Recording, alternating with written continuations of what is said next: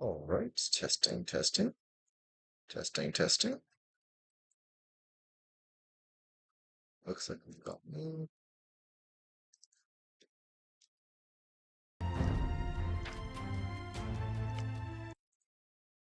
And we've got the game too, I think.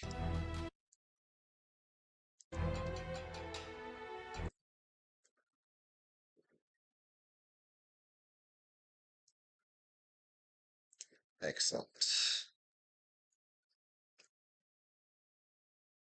I'll have to see if I can get this going. Excellent.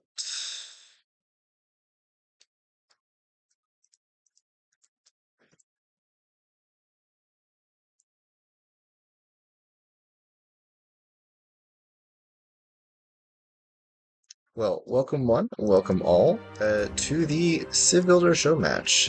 We are just streaming for the very first time here, so please pardon any technical difficulties. But do enjoy the insanity that we are about to watch. So, to give you a short idea, Age of Noobs is currently doing a CivBuilder tournament.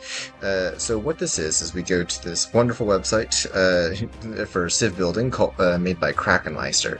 And you're able to customize a civilization using the bonuses within game to be whatever you'd like. So for example, let's say you want to be purely elephant civs. You can give yourself the Malay cheaper elephants, then you can add on to that with perhaps the Burmese armor bonus for battle elephants, and many, many others, increasing bonus for melee units, increasing speed of cavalry, and you can make yourself a crazy elephant civ.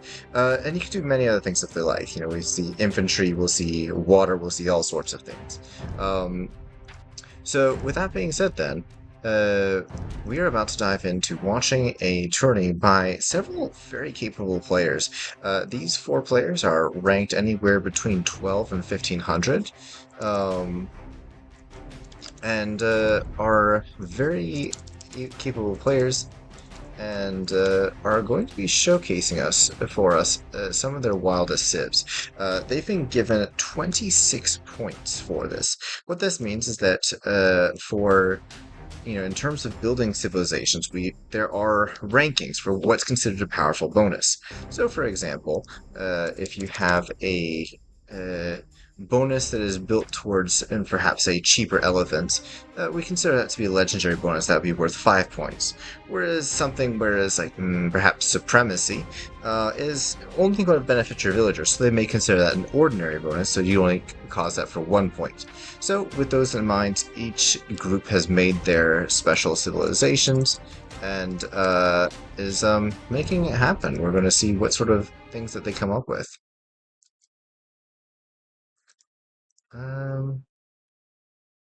So you'll have to give me a second to see. I did have a lobby up. Okay, it's still up, so they haven't left the lobby yet. But that's all right. So their first match will actually be on Bog Islands. So we're excited to see what water shenanigans they will come up with. I am going to post. Here we go. The draft which they did, because that would be some exciting stuff to see for those of you that like watching the drafts, like know what the players are thinking. And we'll talk about the civilizations once we're in the game. Looks like they're getting their last couple details in.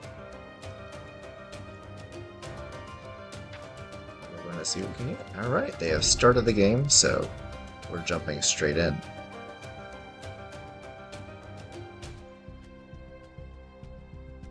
Now, you'll notice that it says civilizations: Persians, Britons, Vikings, Chinese. Those are not quite the correct civilizations. So instead, what you're noting is that those are just the civilizations that are showing up for the current UI. The actual UI in-game will display their bonuses a little bit better, and if needed, we can restart the game to make sure that they display correctly. because we want to be able to really see what they are playing.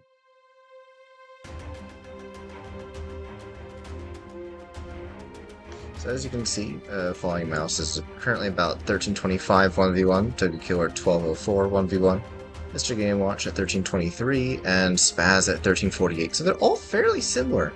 Toga Killer is a little bit lower than the other ones, but nevertheless makes up for that with some creativity and some interesting plans, most likely involving elephants, since pretty much every icon I've ever seen of this man tends to be with elephants. So let's see what they come up with.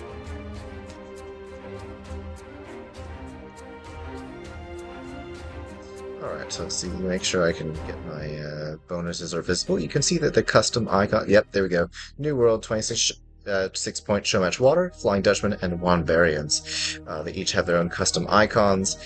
Poor Toga Killer, he did have his own special custom icon, however, due to the size of the file, it actually would not load for the match, so we had to do the mod without. So let's see what we got. So, let's start off with Flying Mouse. In the yellow, he is playing as the Flying Dutchman, Enable Civilization. So you can see his bonuses are geared towards warships. You see that he's got more effective wood and mining upgrades, meaning he can get faster income of gold and wood. He can advance to the next age 66% faster, so he's going to get up to his feudal castle age very quickly. Cheap warships from the Vikings. Lumberjacks work faster from the Celts. Economic upgrades are cheaper and cost no wood, so that's from a kind of a modified one from the Burgundians. He does have Genoese Crossbowmen as being his unique unit, which is a interesting choice. You probably won't see many of them because I think they'll be geared towards making water. As you can see, he's gotten pretty much every water tech does have, with the exception of maybe one thing. However, he does have elite cannon galleons, probably he's missing dromons is my guess, but he does have demo ships, fire ships, everything, so I was expecting a lot of water spam from him. Over in the, actually let's go for his teammate first. So Flying Mouse is teamed with Toga Killer, and Mr. Game Watch is teamed with Spaz, I believe. So, of this particular team here, we have over to Toga Killer, there we go. So he is playing as the Wand variant. So this is actually an infantry civ, so I'm expecting him perhaps a quick infantry rush, although he does have water capabilities. You can see that the bottom or top right over there. You can see he does have capability for most of the line. He even has dromons instead of cannon galleons. However, his main bonuses are stacked towards infantry. You see faster infantry, attacking faster, extra armor, cost less, extra attack, and then he's got chakram throwers, chieftains, boot steel. He's going to be packing quite an early punch with some quick aggression. So we're going to be excited to see how that goes. In the green, Mr. Game & Watch, he does have the New World civilization. This civilization is built towards, it looks like gunpowder and siege. He's got organ guns, siege units firing faster, extra stone, so he can drop his castle almost immediately as soon upon entering castle age. In fact, it is immediate because he does have a plus 100 wood, plus 100 stone when advancing to the next age. So, you note that he will be able to just drop an instant castle, which will give a quick defensive bonus. He can do a lot with that. He does a faster firing siege, so I'm excited to see those, onagers and bombard cannons firing as fast as humanly possible here. And faster moving siege with drills. So very siege bonus, siege type of civilization. See how well that stacks on the organ guns. Over in the top right corner, we have Spaz, although we do have a quick little engagement here as Flying Mouse's Eagle Scout decided to attack, I believe, his dog for the effect here. And he's got his water civ, so he does have Saletian Fleet as his castle tech. Looks like he's going to be building towards some explosive radius there.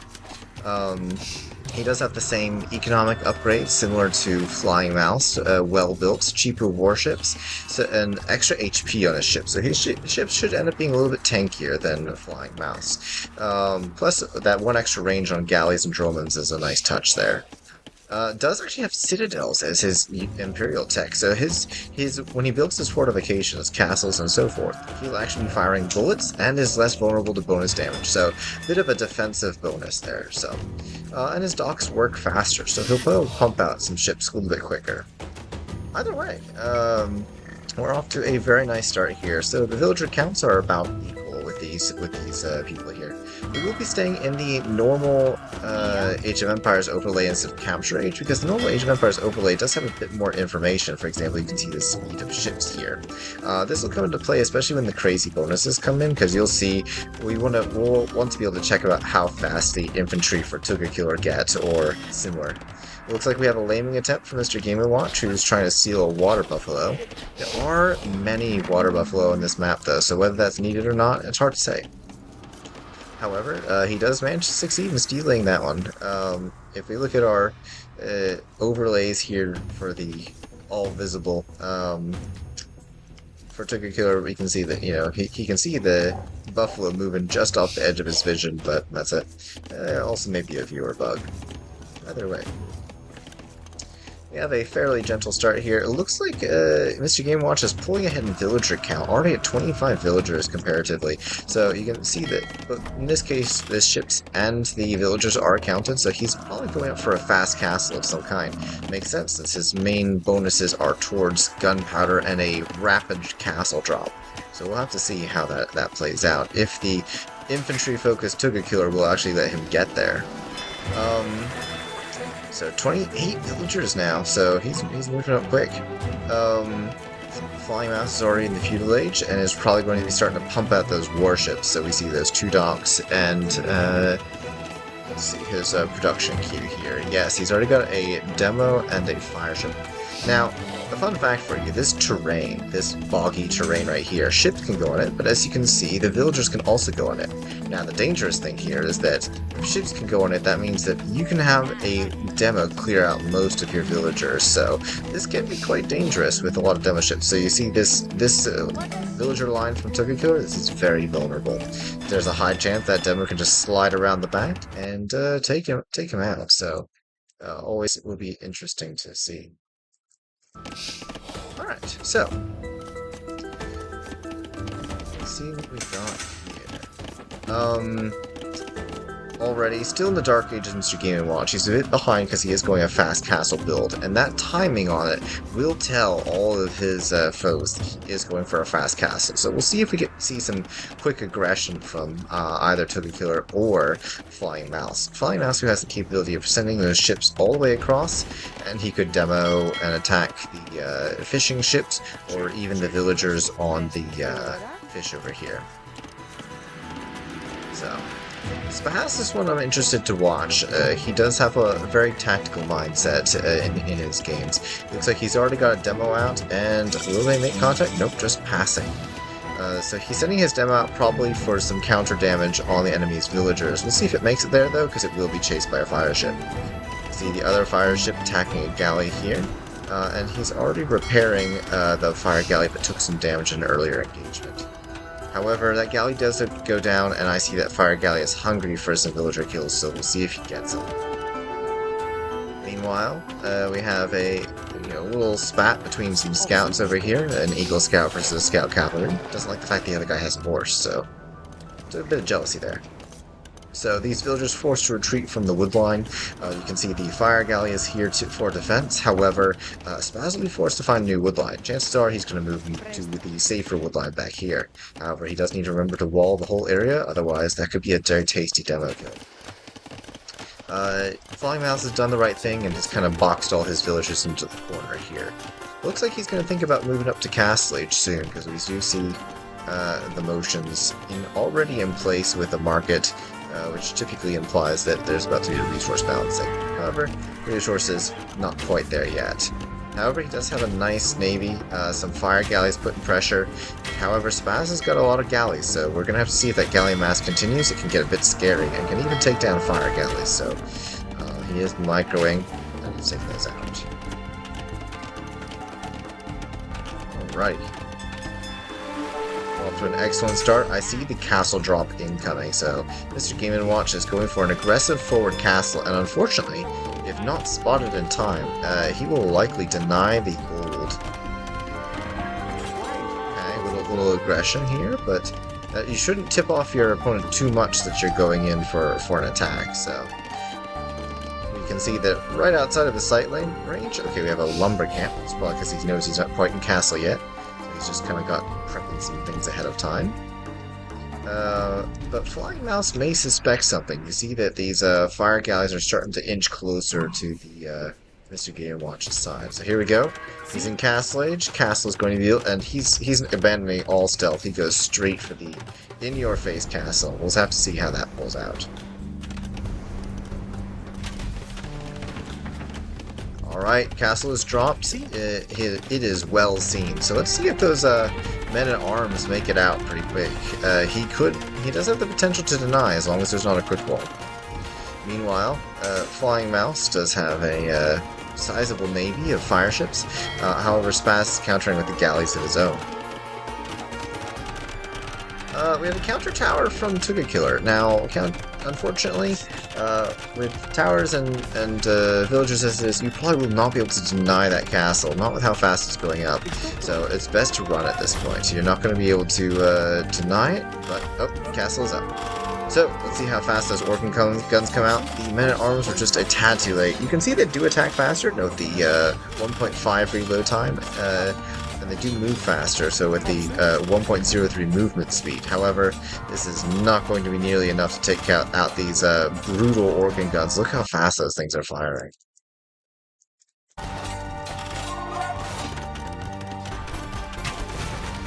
Oh, Spaz is in the woodline for Flying Mouse, so an emergency tower is brought up, and it is very damaging. However, will he be able to... It looks like the aggression favors Mr. Game Watch and Spaz right now.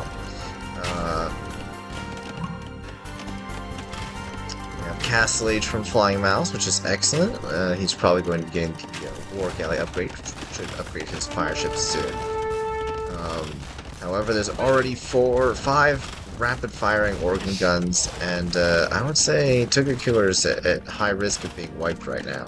We'll have to see what sort of things he pulls to save himself from that.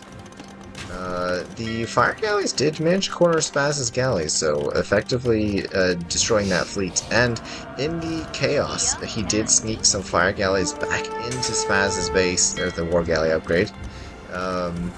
So he did deny all of Spaz's wood, temporarily stopping the navy production. Now, Flying Mouse is doing some pretty good work here. He's attacking Mr. Game & Watch, so he's denying some of that resource production. Well, he's really going to need to tackle that wood if he wants to stop these organ guns from coming out. Because he's already got the wood and gold from this up here. And that's putting everything at a risk of going down pretty quickly. Now, these organs are still vulnerable. They've only got 60 HP. A well-placed demo or two could definitely take out a squad of them, so we'll have to see how well that works. Oh, here we go. He did find the woodline in the back. However, what you're noticing right here, as you can see the house HP going down, is the problem with fire galleys. So fire ships and fire galleys, they have zero accuracy. Ooh, demo. Good shot. Let's see it. Oh no, come on, turret. Yes. Oh, that was a juicy shot there. Beautiful. And that is a massive blow to the push from Mr. Game & Watch right now. So we'll have to see how well he recovers. That was an excellent demo play. Now, the issue with fire galleys having zero accuracy is the fact that they will just, and the fire will end up hitting whatever is closest, meaning that villagers can dodge behind houses and so on and so forth. We do see a nice defensive play from Flying Mouse, who is blocking any further passage of these organ guns, and he may be searching for some good demo shots. You can see that demo ship is ready and lurking, knowing that those organ guns are on the way. However, Tuga Killer's actually snuck away into the back here and is rebuilding his home, so he's going to hope not to be noticed by the death squad here. Oh, and he's trapped. Let's watch and see if he manages to pin all these guys down. Oh, he took the demo ship down, so he is not going to lose all those organ guns instantly. However, he's did some pretty nice damage there, so he is a little bit trapped still. However, there's nothing stopping him from going back now, so he's going to make his way back out of there.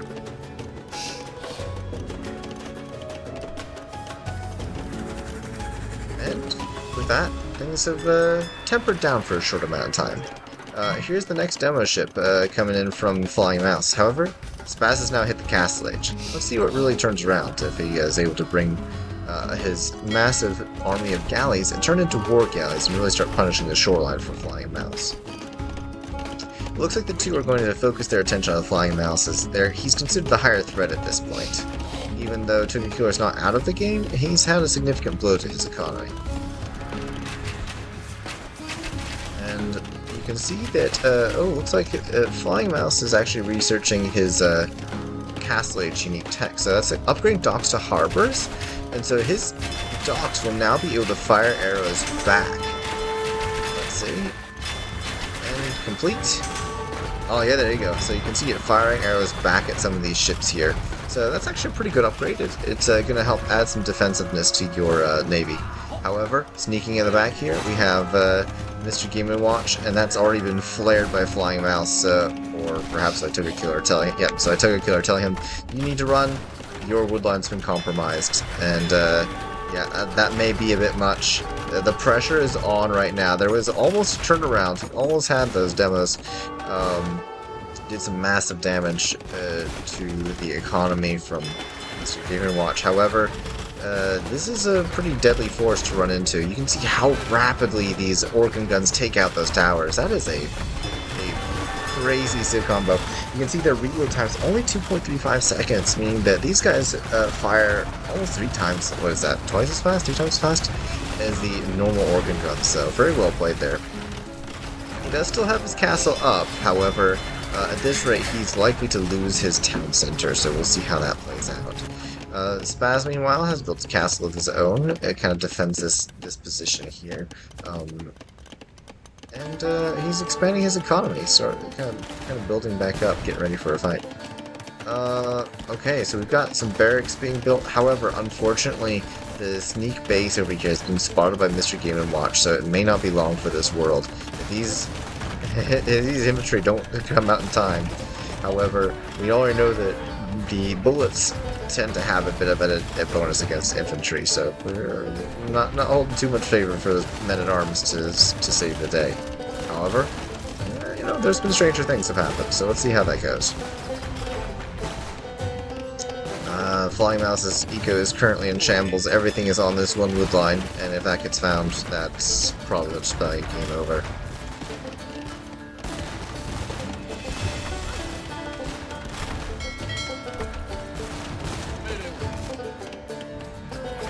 I was hoping that Spaz would make a demo so I could show you the increased blast radius that has from Celestian Fleet, but Celestian Fleet's not quite up yet, so. Alright. We have a nice army of organ guns just pushing straight down the gut here. I think Took a Killer is trying to flee with a couple remaining villagers, but we'll see if these can all withstand the test. It looks like Flying Mouse is building up his some more stone for a castle. He may be trying to add some more defensiveness to their current predicament. A little scouting fishing ship is still hanging out in the back here. Those organ guns are getting very, very plentiful in number, and even though he's building his town center right next to his castle, there's only so much defensiveness you can have. The harbors are inaccurate, and unfortunately, due to the high pierce armor of the organ guns, are not actually going to be able to do too much. I think we may be very close for a GG call. Ooh, but here's the demo. Nice, juicy demo. Look at that. Took out 5 of those organ guns in one blow. This is the benefit of Bog Islands, that even if your opponent has a way stronger... Ooh, that was beautiful. Even if your opponent has a way stronger unit, you can still turn the tables on them pretty quickly with some demos, leading for a nice amount of counterplay there. Each demo ship has 110 damage. You can see each have 60 HP. So 110 damage is going to be hitting each in a radius. It kind of diminishes as it goes out. but you should be able to take out a lot of things up here. So he may consider it his next duty to be continuing to build a significant amount of demo ships just to stay alive here. Toga Killer, he's got some Eagles. Let's look at these stats here. So, Eagles, they will attack faster, so you note the attack reload speed here, 1.5.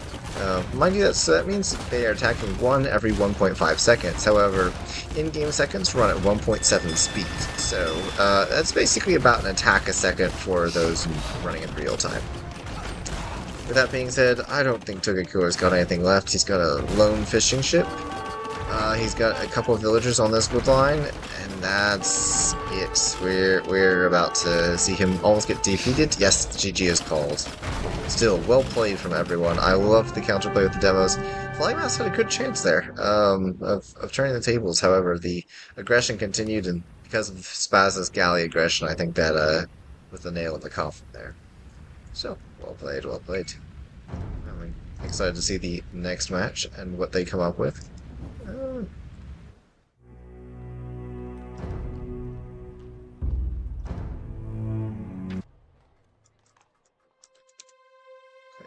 There we go, rematch is up. Watching that, they should be coming up. So, according to our draft, it should be either Coastal or Fortress, whichever they prefer. So, Flying Mouse, and is the captain of his team, he'll be able to have precedence on what map gets picked, either Coastal or Fortress. After that one, he may choose for something simple like Fortress, just so he doesn't have to deal with Navy as well. However, he probably has something up his sleeve when he picked Coastal, so I'm excited to see what that is. Um, what else do we have? Alrighty. So,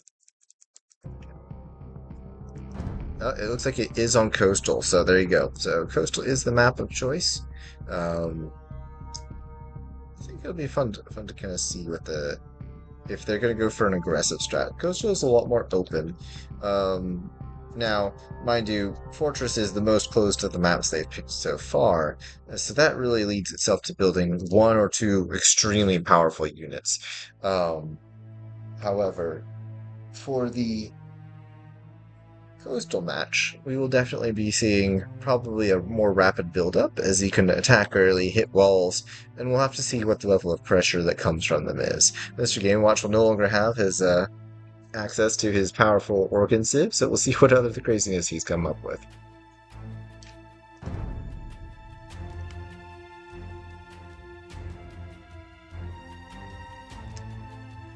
Admire their icons in the meantime. Flying Mouse Trebuchet.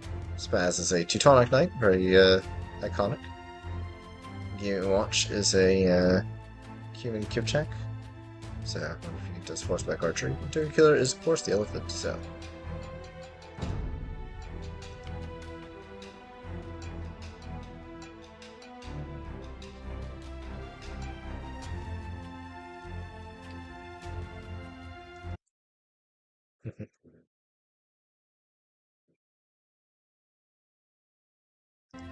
So, since we're still waiting on them to go, if you guys are interested in the CivBuilder, you can make your own. Basically, it's actually is called CivBuilder, although it's made by Krakenmeister. So it's krakenmeister.com/CivBuilder. And if you go to that, you should actually be able to make your own civilization for testing, which will be quite fun if you want to test that out. There are instructions on the website for how to make your own mods and how to make that happen. So, looks like we have the flying tanks, the land, I believe. I can't read the full thing. Red Star Dawn and the Trumbians as our massives of choice here. So, as always, we'll explain this once we get into the game. So, Spaz and Game & Watch, again, Team 1. Flying Mouse, Tukiko, Team 3. We're gonna see some excitement. So, hopefully some more explosions. Maybe some more crazy maps.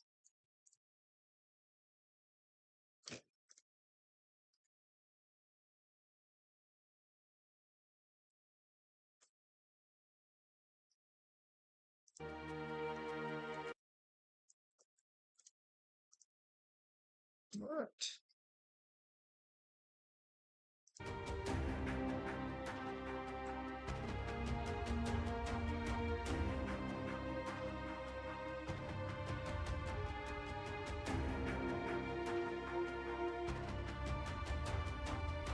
Alright, now I've got my water, and we are ready to begin. So, match 2. Again, this is going to actually be a play all 3. I talked to the players before the match. They said they didn't want a best of 3, they wanted a play all 3. They were excited to try out each of their civilizations, I don't blame them, and see what the chaos ensues here. This is the second in the Play All 3 show match, again from our Age of Noobs CivBuilder show match. It'll be pretty fun, and we have the tournament is currently ongoing. We're in the group stage right now, and we'll be seeing the playoffs coming by probably in the next couple of weeks. Everyone's been getting their matches done pretty quickly, so. Alright, so 26-point Showmatch land. So he's picking his land one for this.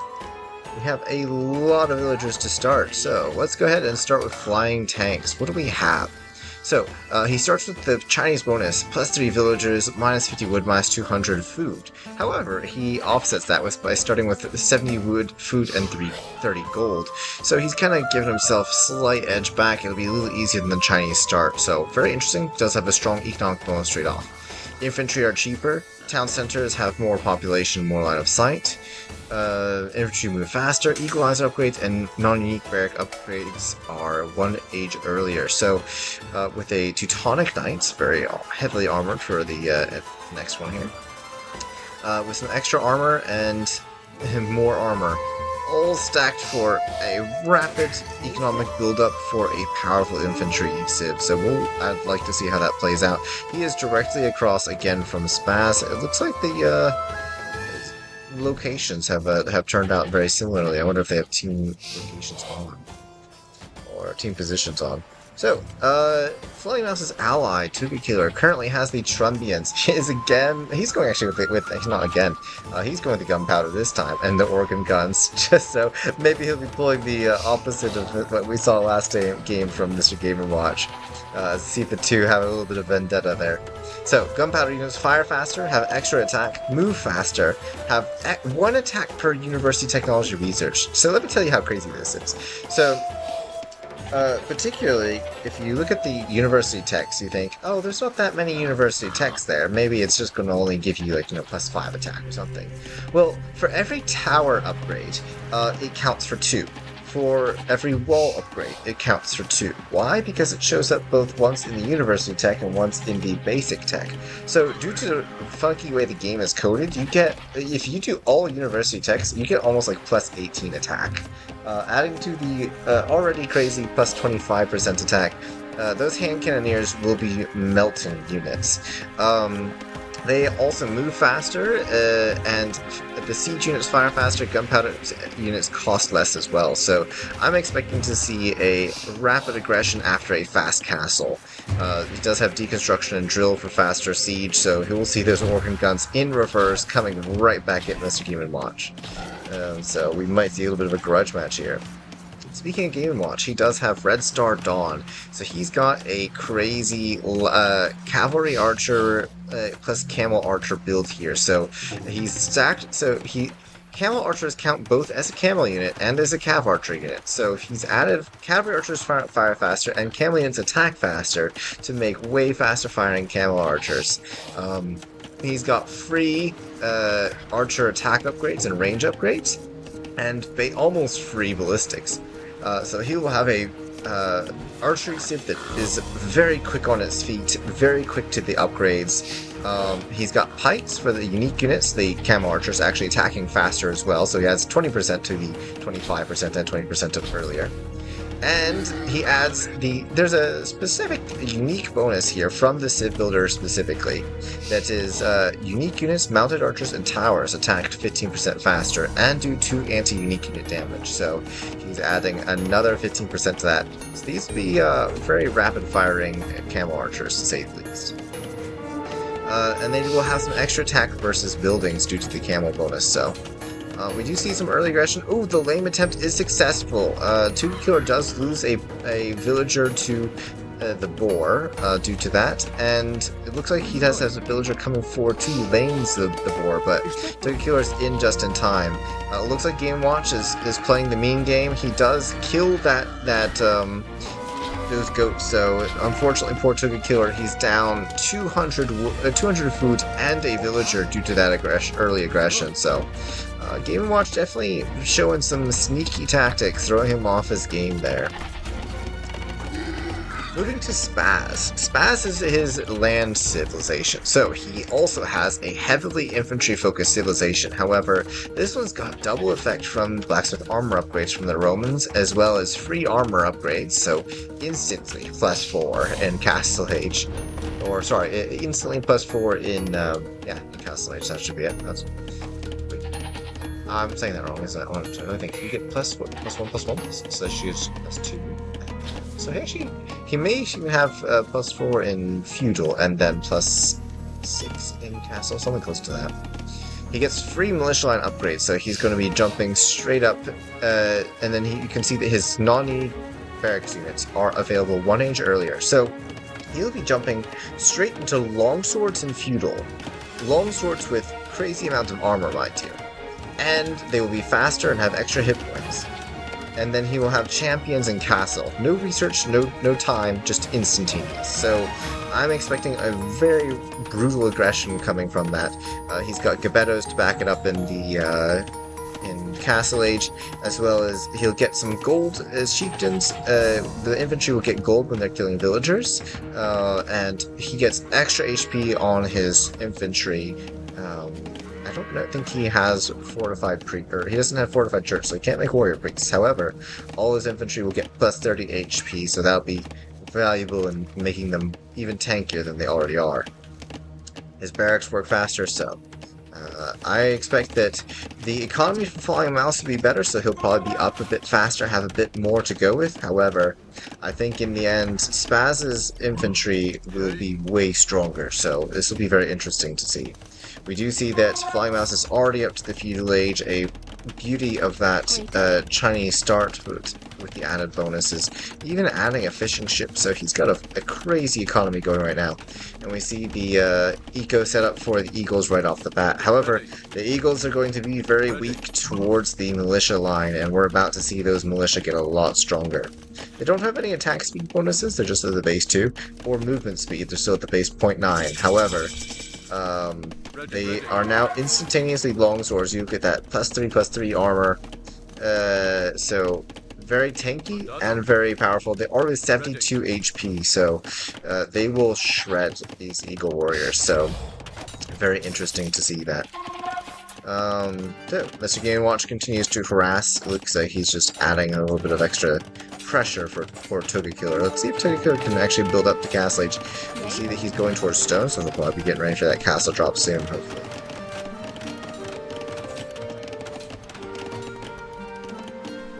Meanwhile, the Eagle Warriors are using their movement speed advantage, but you can see that Longsword not only has a bonus against Eagles, but is way stronger. The Eagle only does 4 damage a hit on that Longswordsman, and on the other hand takes a lot of damage. So I'm expecting to see these Longswordsmen, once masked, just completely ignore these Eagles and move forward. So we'll have to see how well that plays out. Look at that, one Longswordsman takes on 3 Eagles, still wins the fight. Already the attack from Game & Watch comes. He's got some archers to harass the walls.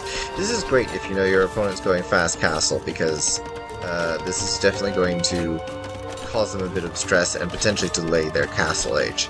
However, Toga Killer's already got the market down, just like you're going to see the blacksmith soon. He should try to wall up as quickly as he can, though. Although, oddly enough, his opponent is not scouted around. He sees that. No, he does not. He just assumes his opponent's full walled. It's a bit of a mistake, although it looks like he might break through if we don't see a blacksmith drop to defend very quickly. Nope, just houses. House walls. Alright. I think there's a gap there, though, so keep an eye out for that. Yep. Okay, scout's not able to go through. Alright. Defense complete for now.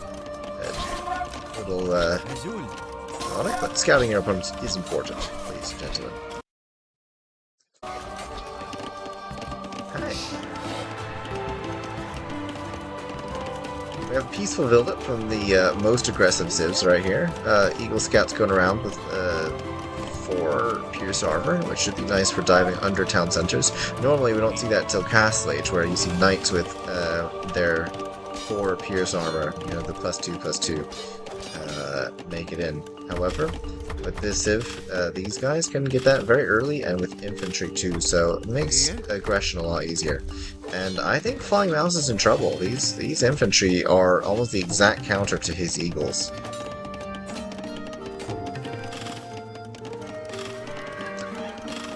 Warrior dives underneath the town center. Donjon is up for Flying Mouse, so he may be able to make some camel archers out of that. But he's already got a nice ball of archers, so let's see what happens there. Blacksmith being rushed down. Let's check resources for Turkey. He's got the resources to go up to castle, he just didn't have the buildings. Now that Blacksmith's rushed down, he can go up to castle, and he should be able to instantly go up to castle afterwards. I find it amusing that the scout cavalry has ignored the villagers next to him and is just attacking the mining camp. But, you know, he's peaceful. However, meanwhile, Flying Mouse's eco is in danger. The revenge of the longswords has come in. The Eagles managed to push him back, however, not without losses.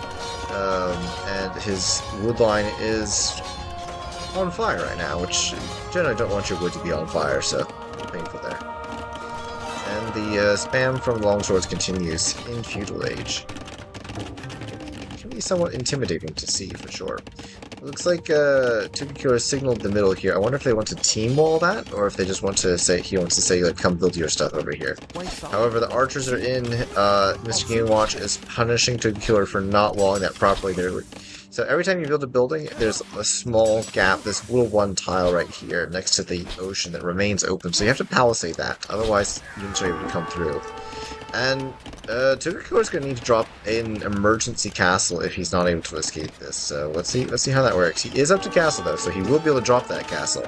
We'll see how the tables turn after that. The Organs could do some serious work against Spaz's infantry here, as well as the hand cannons. So Tugakura, if he's able to go up, he should be able to do some pretty powerful things here. So let's see what he's able to do. I know these Mr. Game Watch and Spaz tend to work a little bit better in concert in terms of aggression. You know, Tugakura and Flying Mouse are definitely working together, but they definitely seem to be having to field their own problems right now. So we see a market from Flying Mouse. I think he's planning to head up to Castle Age, potentially. Although his resources are still suffering. Unfortunately, the difficulty being shredded by longswords is powerful this early. And we have a pause. I believe someone's getting his dinner, so we'll see how that, you know, if as long as you don't have to hear the voice chat, the contestants munching. I'm totally kidding, but... Yep, there you go. Dinner time. We see it. And right as the emergency castle is being dropped, hopefully this one will not be denied from all those archers, but he does have the capability to. It's a very, very aggressive, like, or not aggressive, it's a very hopeful castle, shall I say. It is probably the only castle he could build. It's right next to Town Center Fire, but we notice that he doesn't have any range upgrades, so that Town Center is not able to range those archers and isn't able to punish him for that aggression there.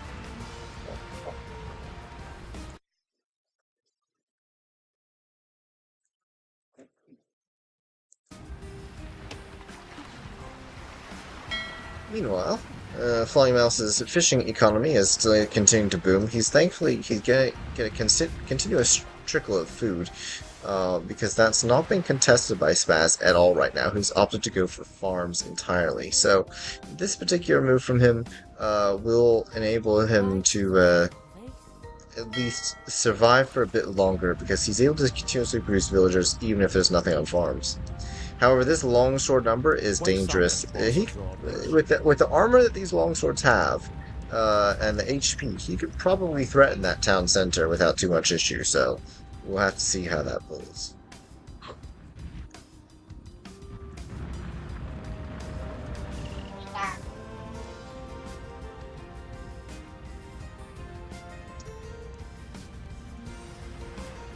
So far, to kill the only one in Castle Age. Let's see what we can, which each group can see. So, looks like Token Killer, they have scouted their opponents fairly well. Yeah, up until about recently, Mr. Game Watch had not even scouted the backside of Token Killer's base. Um, but it looks like they finally got around to that, or maybe Spaz did it. Looking at our villager counts, Token Killer is at a dangerously low 18. Even if you do have a good civilization with a powerful unit, you do need resources to be able to continue your offense. So we'll have to see if he's able to make any survive himself. However, if you think about it, your average unique unit takes about 9 to 10 on each resource to continuously produce. So he may have to ignore villager production for a short time, put all of his villagers on gold and wood, and just spam out those organ guns until he's safe, and then he can resume villager production. Mr. Game Watch is one of our highest at 40 villagers. Looks like he's got a flying economy with some excellent archer aggression and everything else, but he's also been untouched. Spaz has been untouched for the most part. However, he did have some of that early eagle aggression, and he's been focused on a significant offense. He's also longswords being a food-intensive unit, requiring at base 60 food, and then later on, if you get supplies, can go down to 45 food. If you have extra bonuses like Goth bonus or other things, they can further lower that. However, because he's had to spaz with some casual chat.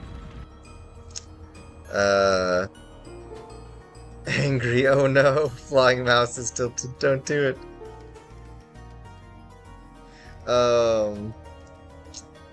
But we see that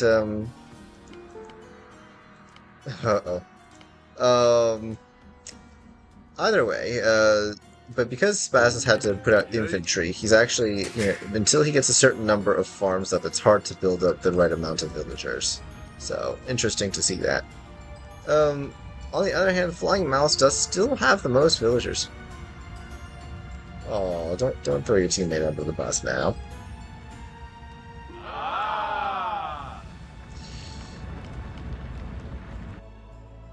With that being said, still got a offensive plan here. Looks like he did try to rush infantry if you do, but he also got countered hard by the organ guns. Don't be toxic now. Let's not see that. Yes, mismatching communications does happen all the time. Mind you, communication is important to everyone.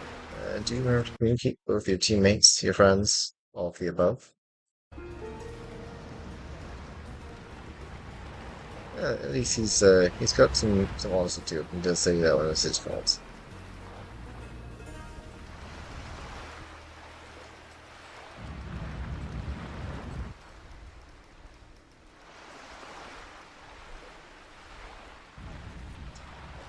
So, in terms of our resources on the map, we do have quite a good amount of gold still left in the middle here.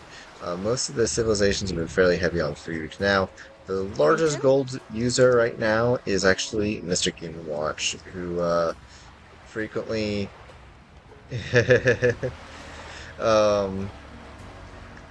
is using it for double archery range production.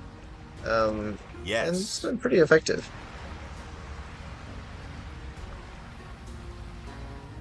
Yes. Bog Islands is not for everyone, but that's an interesting pick indeed.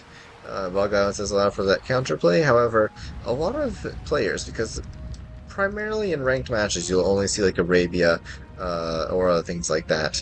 You won't note that there's a lot of other places to go across. And it's hard for people who only play land maps to play hybrid or water maps. Why'd you ban Black Forest? Good question.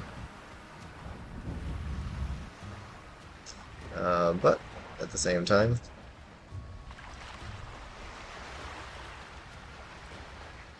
we know that for the gold miners, it actually does show their work rate. So they're going to collect 22.8 gold per minute, I believe. Whereas the farmer technically collects 39.11, but due to walking time, collects significantly less than that. Lumberjack's going to collect 23.4. That's kind of cool to note. Wonder if there's anyone who's collecting stone.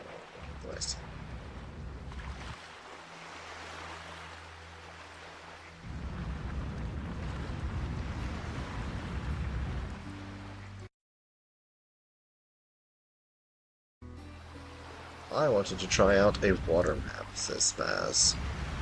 Well, Bog Islands is indeed a water map. It just also has, Oh, are they ready to go? Looks like Mr. Game Watch. Is he back? He's back! Alright, let the games resume. Let's go. Coastal's not a water map. Coastal's a hybrid. Good luck, have fun. Let's go, everyone. Alright, let's see if this castle goes up. That is the most pressing thing right now. Alright, he's focused firing down the villagers. He's bringing everyone in. Alright, can the villagers escape? What are they gonna do? Can he continue to try to build? He's got some... Oh, that's rough. So many villagers. Run to the town center. Run, run. Okay, he's taking down some archers. Good. And he's just gonna sit right outside of range here, just attacking that castle. Ooh, that's brutal. That's just brutal. Okay, incoming the longswords. They're gonna go for that TC, and they've got a high chance of taking it down. You can see that these things are shredding this TC, hundreds plus damage at a time, and they're not going to take much damage in return. It takes one. Let's see, let's look at HP1. Yeah, I think it took three volleys for one longsword to go down. That's pretty rough. So unless he target fires. And he's got one villager repairing. That's smart. It's going to stave off a little bit of the destruction. But it looks like he abandons because he's probably out of wood. Ooh, defensive castle goes up. Nice. Still, he's going to be able to take out the archer mass. You die now. Yes, the revenge comes, he says. Okay, castle is up. We have one person in Castle Age. What's gonna happen? These organ guns, there's 3 of them now. They've taken out the entire army. So we have how many villagers left? 6 villagers. Oh, this is a whole economy. Oh, the pain. The Flying Mouse may hope to go up to Castle Age soon. But this is a rough start. Let's see if we can pull it back. He might get slung if he's still got a market. Yes, he does right now. Castle H is on the way for Flying Mouse. We have a abandoned ship. They're getting his wood over here. Let's see what we got. Game & Watch is also in Castle Age. So we have our Camel Archers. They currently have a 1.33 reload speed, so already pretty fast, and that's without several of the upgrades that could come in later in Castle and Imperial. However, these organ guns, they're fast and they're hungry for blood. Tuku Killer is going to get his revenge, he's promised. So, in come the organ guns. They're going to absolutely shred those archers. Oh, that was so fast. Now, they are unique units, so they will take bonus damage, but look how quickly they're shredding these camel archers. That is impressive. So, these four organ guns, there you go, are going to hopefully do a lot of work here. You can see them coming over. He's going to defend the remains of the base from these longswords. And let's see what else happens. Already he's restoring his farming economy. Smart. So be able to get some more villagers out, and those villagers will hopefully be able to put to work, make more organ guns, because these seem to be the key to victory. Organ guns are out. They're ready. Going to hunt down those infantry, and they may even hunt down camel archers. The university's going up, probably for that almost free ballistics he gets. Ooh! And already, Castle Age, you notice that 5 armored champions are already on the field because Spaz gets all those upgrades instantly and free. He started to attack, but he was not able to prevent Flying Mouse from getting to castle. So all 4 of our players are now in castle. Impressively done. They actually did make it. Flying Mouse is getting a lot of gold over here, so he may either sling that or use that for his own eagles. Honestly, with the way it works, the best way to do it would probably have these gunpowder units take out the infantry civilization over here, whereas the eco warriors should really take out the archer civilization over here. So we'll see if that happens. But for the time being, they seem to have stabilized a bit. Making a couple more organ guns. Let's see where those go. And so we got some villagers on gold, some villagers on wood. We might be able to have some production going. And we have ourselves a match, ladies and gentlemen.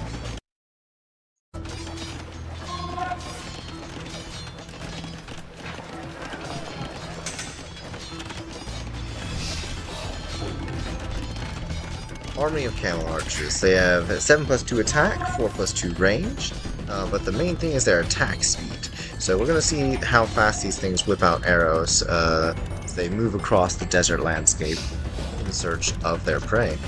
He thinks probably to finish off Tuga Killer, however, outside of, well, he is able to take out 2 villagers, which that's a good, well, 1/7 of the economy, which is a little rough. However, we still have these 4 organs that did what they were intended to do. Take out infantry, take out villagers.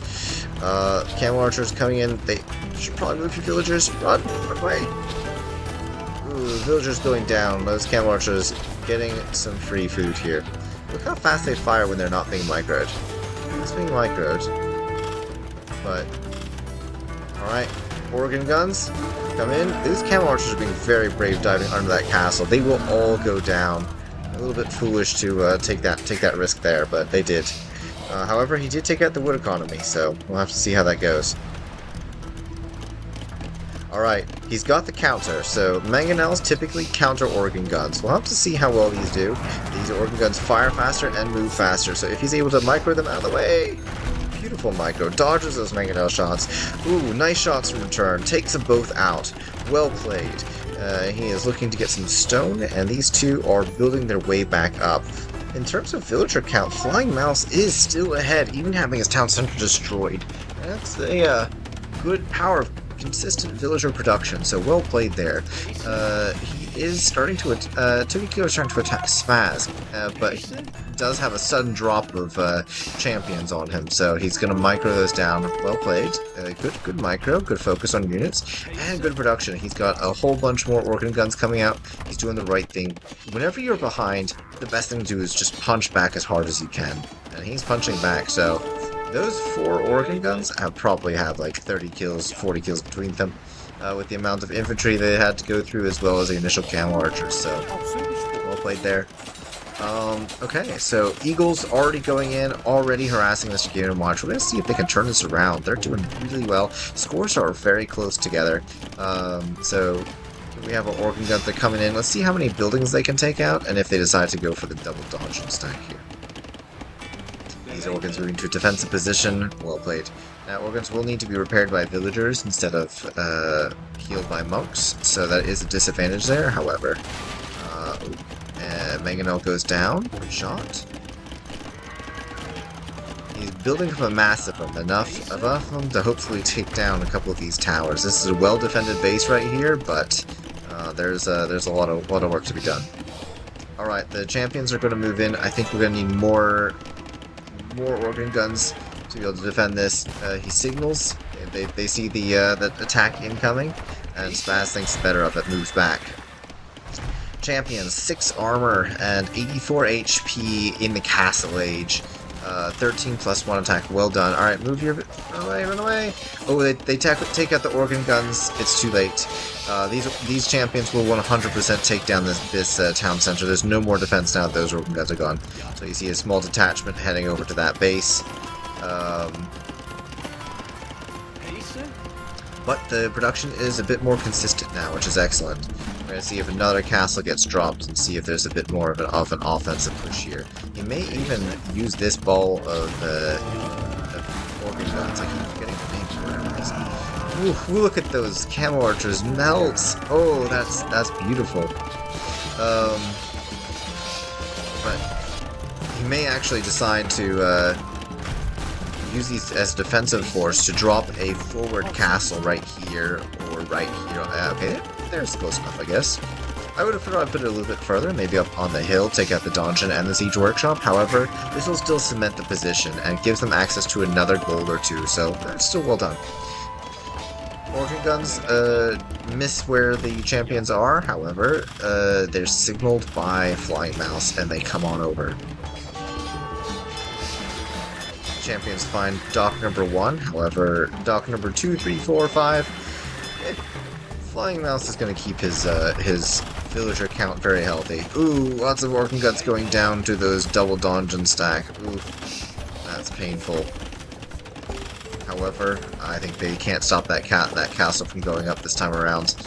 And I think those organ guns will probably put work into the siege workshop and dungeons that are here. Probably needs a little range increase.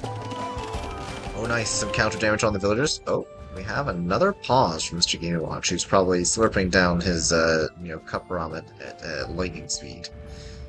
Totally joking, I don't know what he has for dinner, but... I don't know, cup ramen.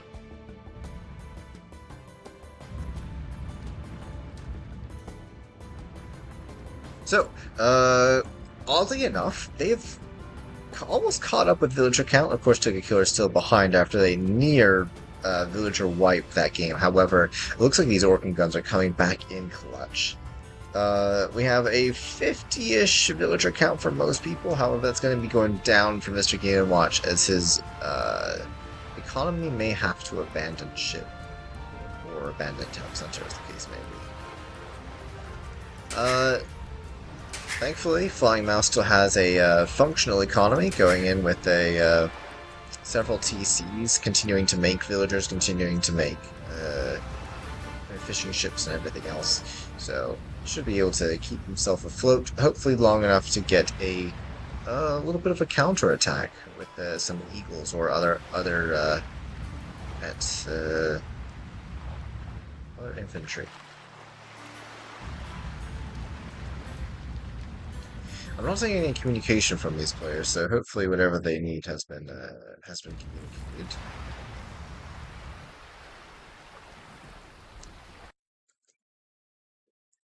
I also certainly hope that my audio has been good. I see. Oh, you DC'd? Who DC'd?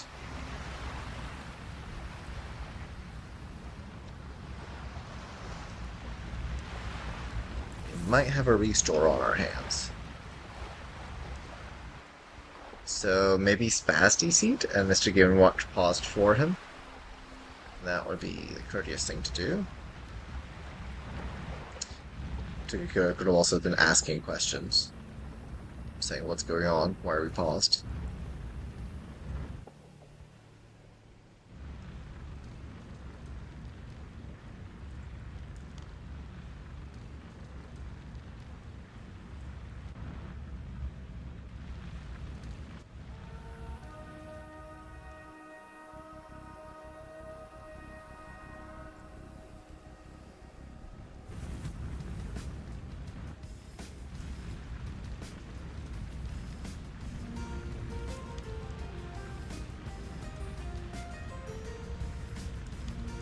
Either way, it was match has been quite surprising so far.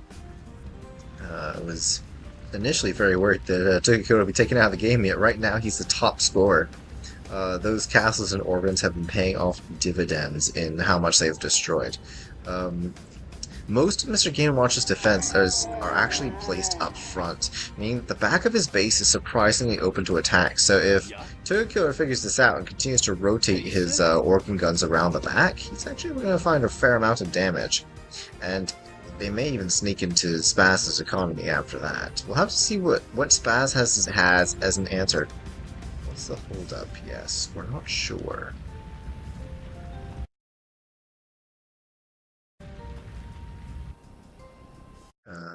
Let me check my Discord, make sure that the players have messaged me, wondering what's happening. I don't know. He didn't say anything. Hmm. Okay. Spider issue. He paused because he had to deal with the spider. Oh man. Okay. Very well played. All right. Hopefully we're ready to go now. Hopefully Spider has been either squashed or... Oh, and under the desk. Oh no.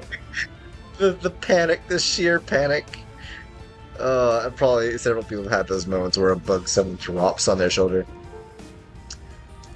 They're just quickly trying to find him.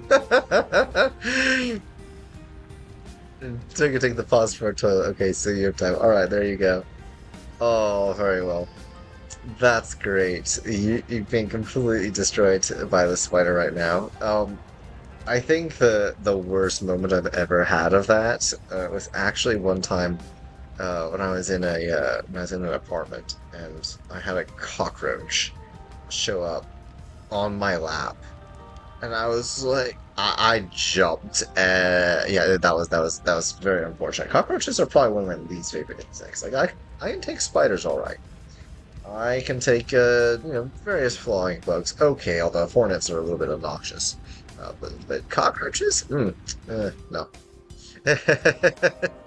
Although I think it's part of the thing is like as you squish them, they still wriggle underfoot. Yeah. All right, we're done with that.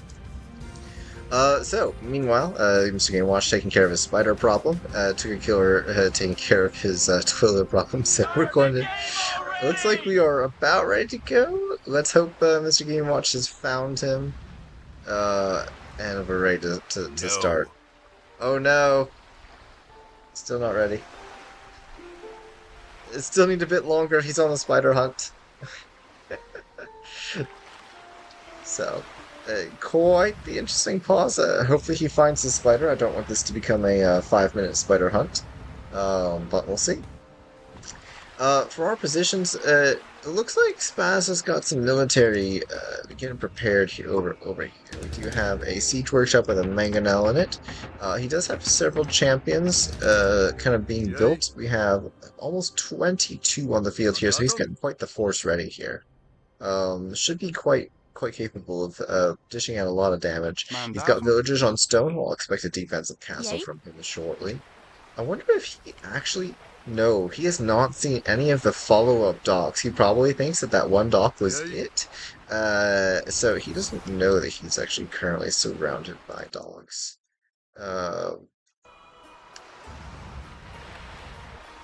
Meanwhile, so we have Game & Watch, who's got a large amount of his economy is actually hiding in those dungeons.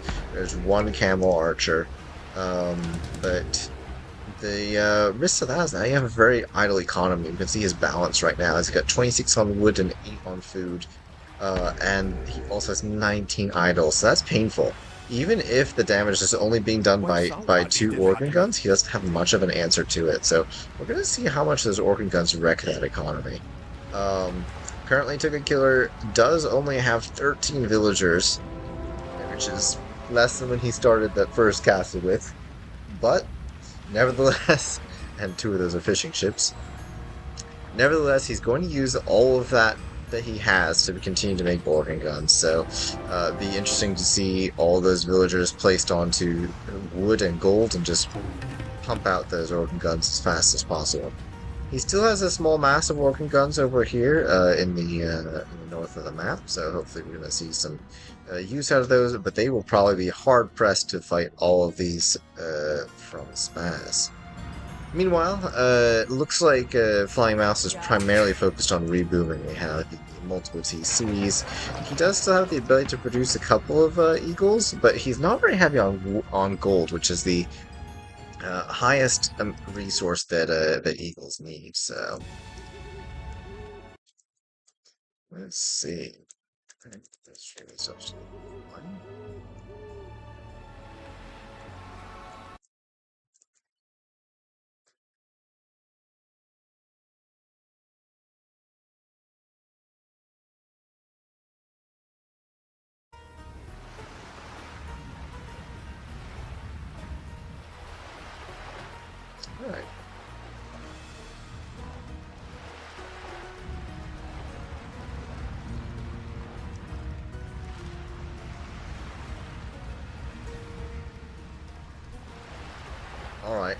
Come on, Mr. Game Watch. Find that spider or give it up.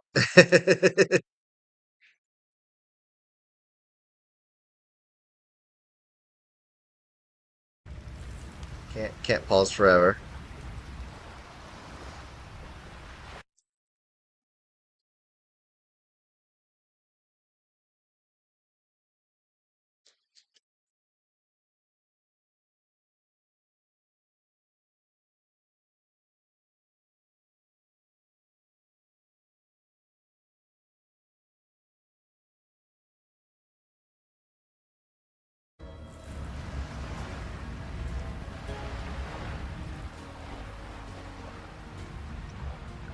It takes a little bit longer. I'll probably pop into the voice chat and ask you if they're willing to just kind of keep going.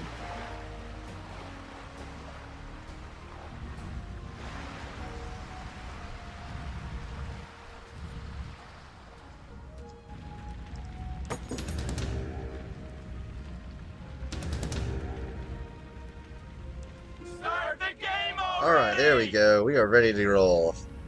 Spaz says he's ready. And see if Tiger Killer and Flying Mouse. Yes, they're ready. Alright. And see the unpause? Yes. Alright, it is unpaused. Game is going. Alright, let's see what we got. Alright, Game Watch is back. He's leaving the house. He's trying to flee with his villagers, running away from the terror that is these two organ guns.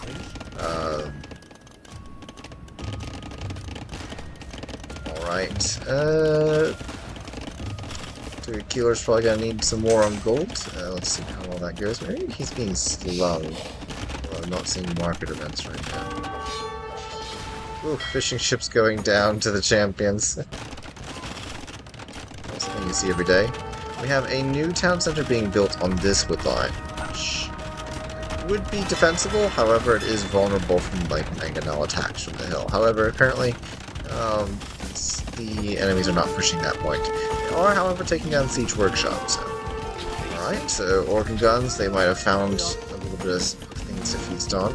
We still have a large amount of economy garrisoned, however, it does look like Mr. Game Watch has gotten this economy out of the dungeons and is picking up the last gold here. Third town center being dropped. He's going for the boom and defense approach.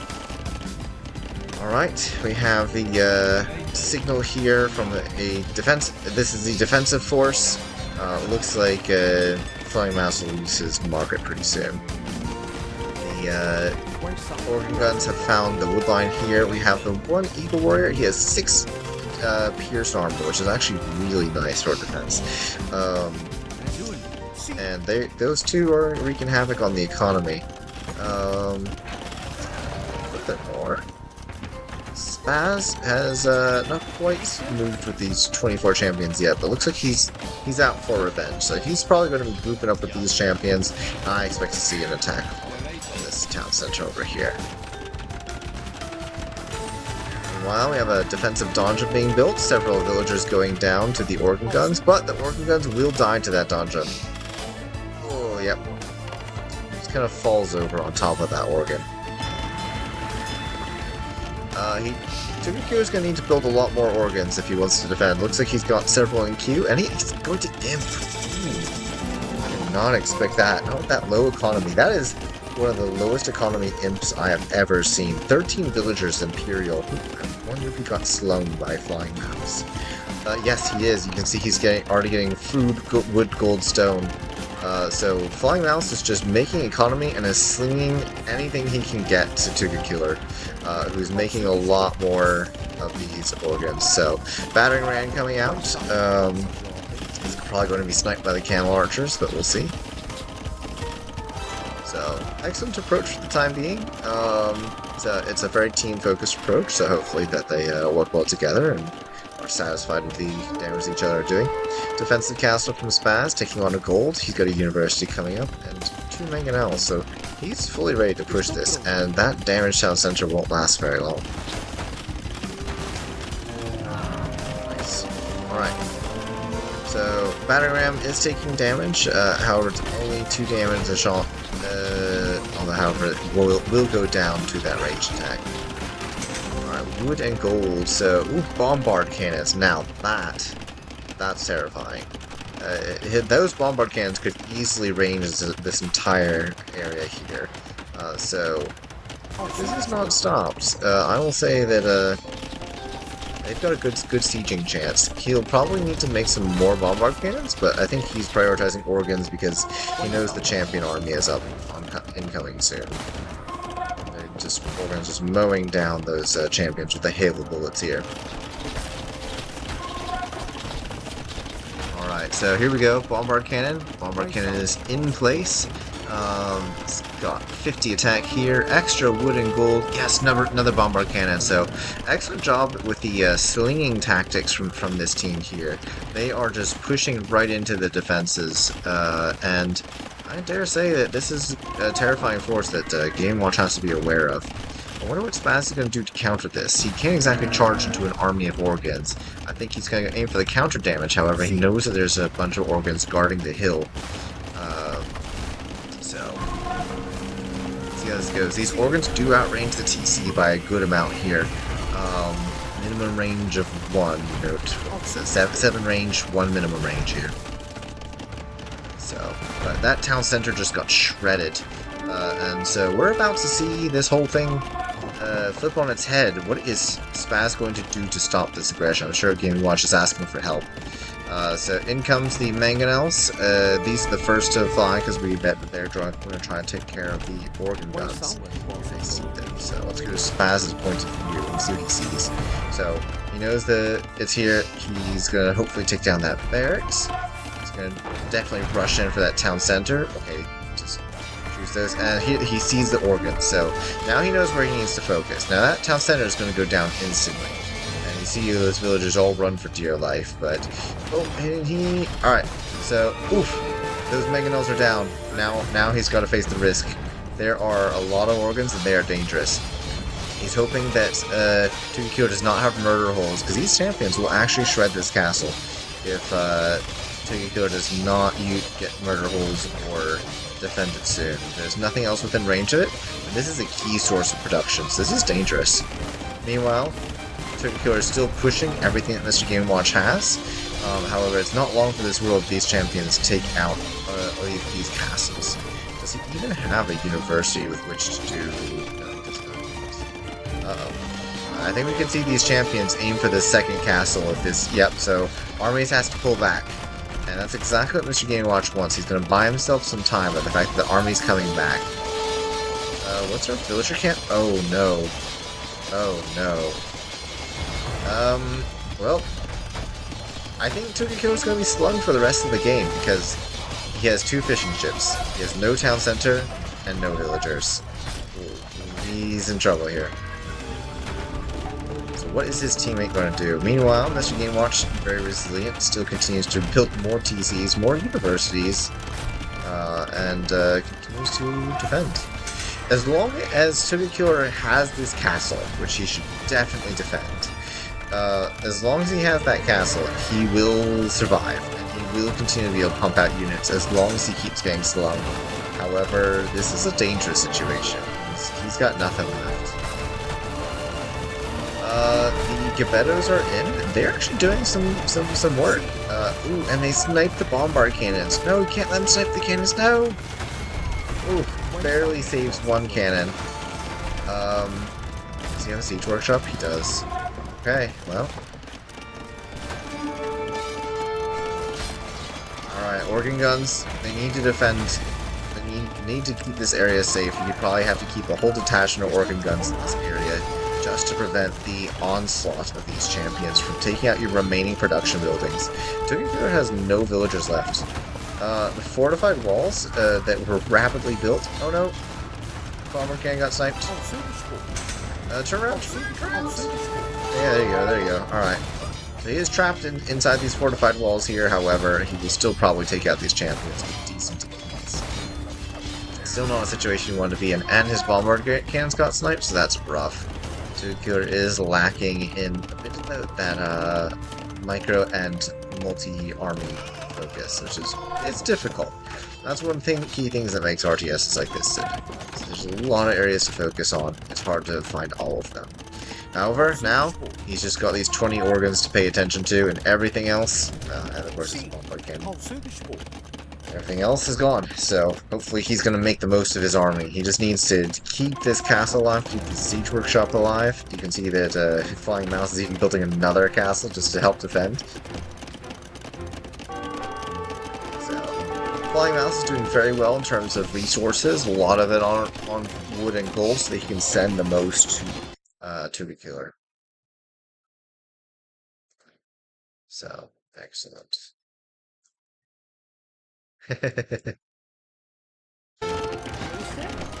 Thanks for visiting, by the way, champion. I appreciate that. So let's see what we got. So we have a horde of champions, coming in, attacking from the east. If this castle is not defended, oh, you see Flying Mouse with a quick gate, so very well done. But this army needs to pull back, otherwise this castle's at risk.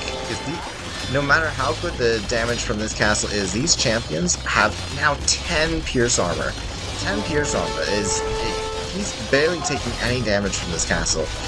It's like 2-3 damage an arrow, nothing. Oh, and then now the Organ Guns are getting surrounded. I think this may spell the end. Spaz is playing masterfully in terms of like using the weaknesses of the opposing army. He's hitting for the gut. However, there's enough organ guns here that they're actually still pushing away the champions. That second castle may go up. However, it's going to be at quite a cost to villagers. We note that now Flying Mouse has built another TC. He's still surviving. However, it's a little bit lacking.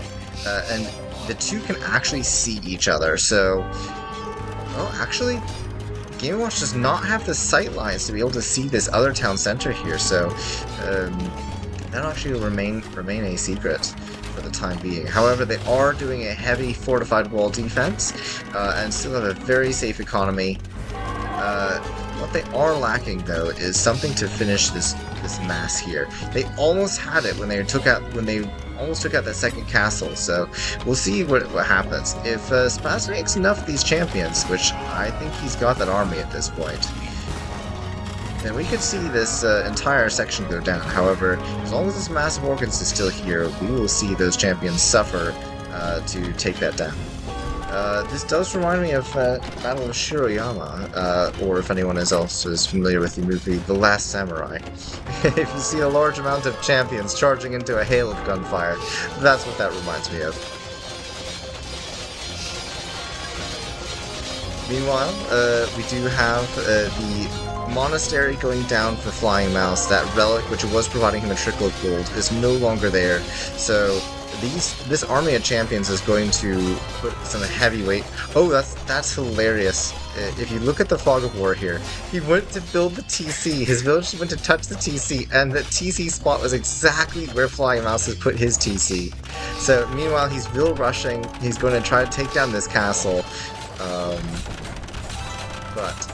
Oh, the army of champions is coming in. So we have, let's see what we've got. We've got 55 champions, each with 10 pierce armor, that are just going to rush this castle down. Even if this castle has murder holes, there's no way it can stay up. Not without the source of its power, which is the organ guns.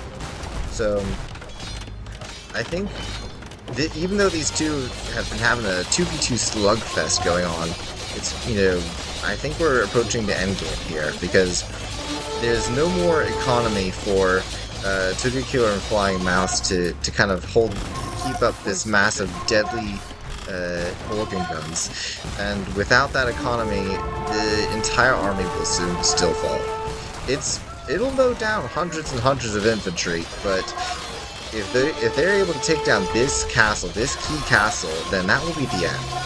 Plus, all of Flying Mouse's economy has been raided to death, and I don't think there's any more that it can do to sling resources to Killer. So it was an excellent match. They fought well, but I think this is the killing blow, and I think with the fall of these castles, we will see them all give up.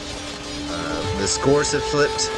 Even though Mr. Game Watch is the lowest score of them all from having his entire economy wrecked by those bombard cannons and organ guns, even though Mr. Game & Watch is almost completely dead, he's still alive, he's still got villagers. And on the other hand, Tugakure has 0 villagers, has had 0 villagers for the last little bit. The one villager you see there is actually his fishing ship, so it's not capable of building anything.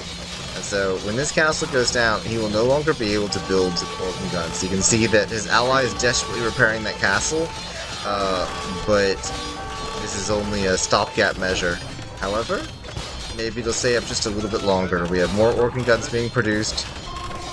They are holding on for dear life because they are in the middle of the enemy economy.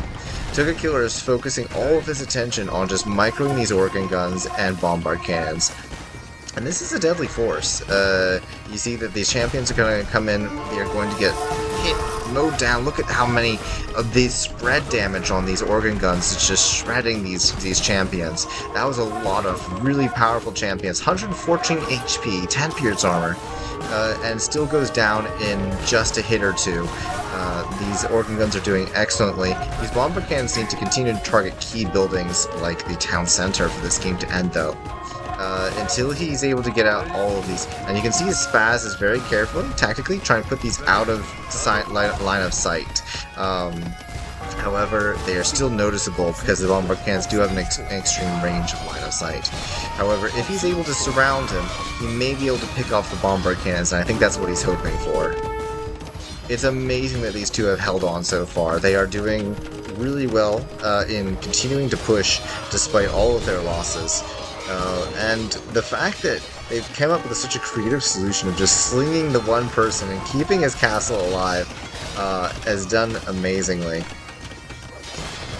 Flying Mouse continues to keep the dream alive. The scores flipped yet again, and Tugakure is back in top spots thanks to the generous, generous slinging and the constant destruction of his units. However, he does not want to let his bombard cannons get too far away or get sniped by the enemy bombard cannons. If either of those two things happen, this game will be over here.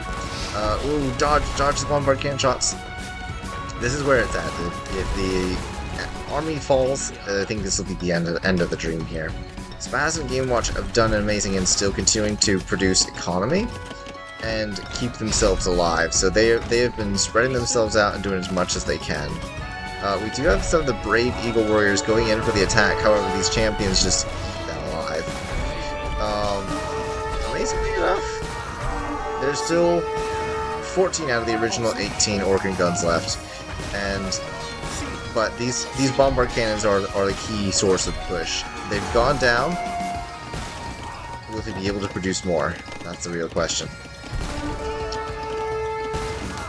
He's got more organ guns on the way thanks to the slinging. Oh, really interesting.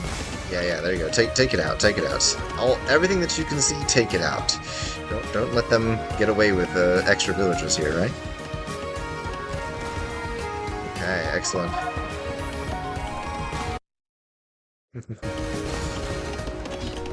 So, what else do we have in defense? Not too much. He's probably going to leave these organ guns here just to prevent this castle from going down to a bunch of infantry. However, if Spaz is able to produce a lot of bombard cannons, he may be able to range this anyway, just position something on the hill. They're signaling again, saying don't lose.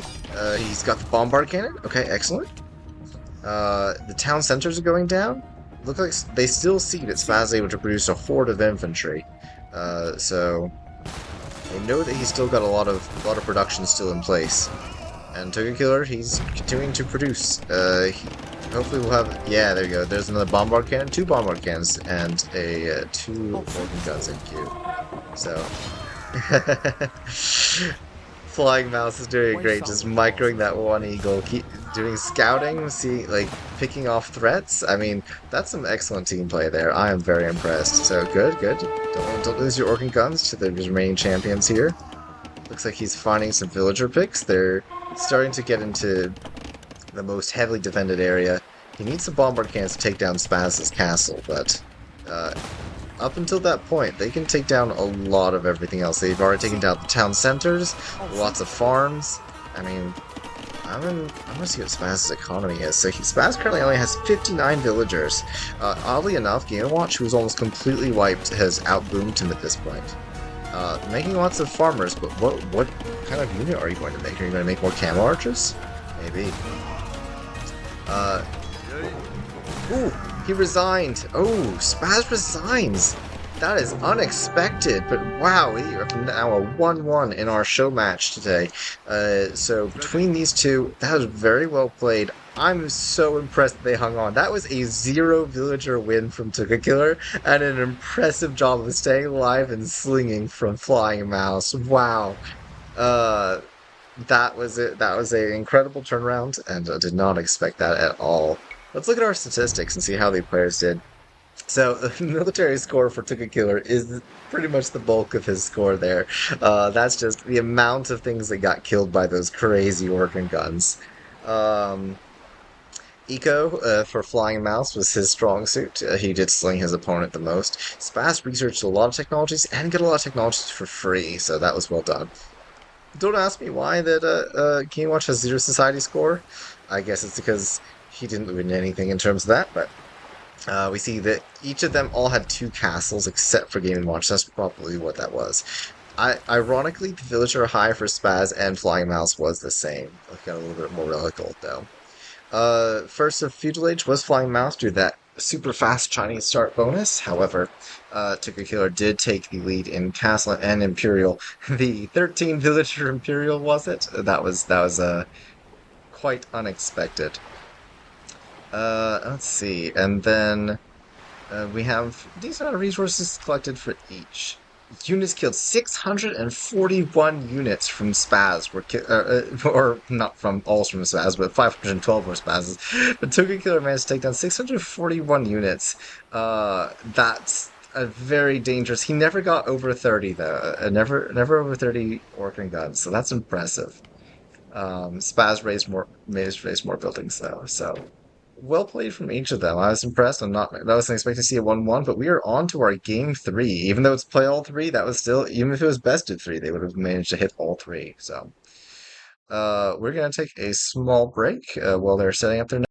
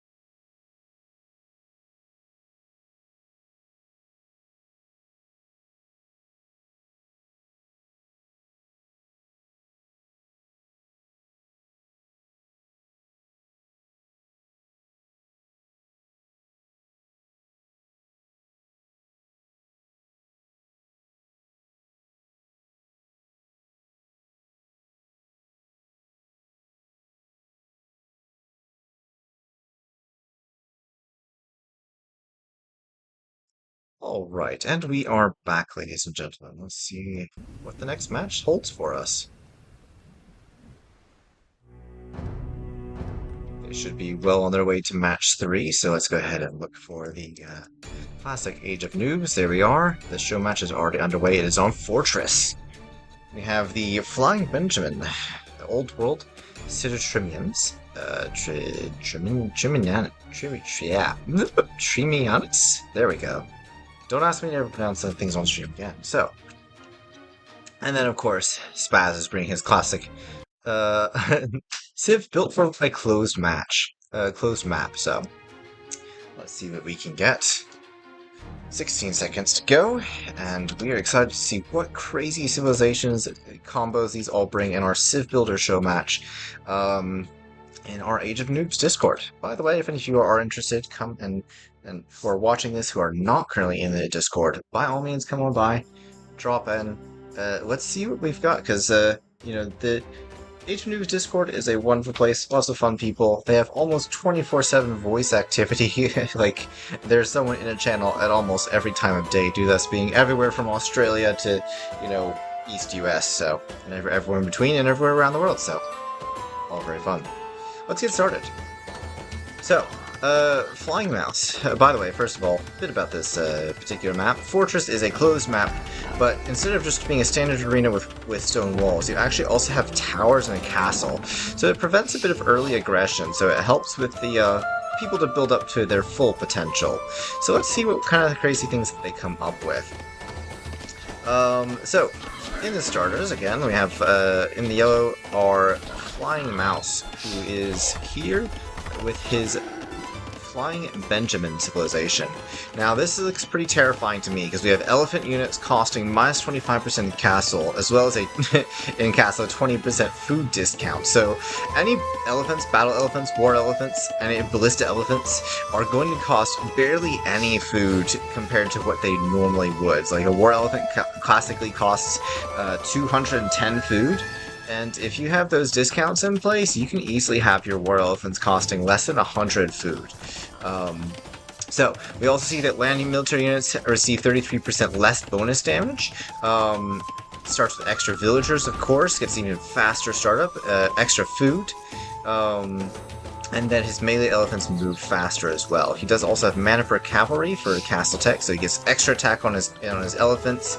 His stables work faster, and his elephants have extra attack versus building. So if you can't guess, this is an elephant-focused civ. And I'm willing to bet his friend, Tookie Killer, has also built an elephant-focused civ, but let's see. No, it is a castle dropping civ. So look at this one. So castles cost minus 15 and minus 25%. They provide 400 gold as long as they stay standing. Well, that's... hopefully you don't lose your castles, otherwise you're in a gold deficit. The castles and crepos do large damage against buildings, meaning that they can just drop and they can wreck enemy stone defenses. They cost less stone, so that's already... They cost 15% less in castle, and then they cost 15% less stone, so that's almost a 30% less stone out of your 650 that they normally cost. They have a lot more HP. Builders work faster, so that means that you can make your castles, basically you can drop castles even faster than normal. Strongholds, as a unique tech, allows them to fire bullets, fire faster. And they'll heal infantry nearby. So you notice that they only have any infantry, so this would be things like pikemen or champions, would be able to heal while they're underneath those castles. But the main thing is that they actually fire 33% faster, so they're going to deal a lot of damage. Crenellations is your Teuton unique tech, and that adds 3 extra range, making your castles able to outrange bombard cannons. This actually is able to save them from a lot of assault. They're still vulnerable to trebuchets, however, if you can take out a bombard cannon, it does a lot of work. We didn't see anything. We didn't see anything.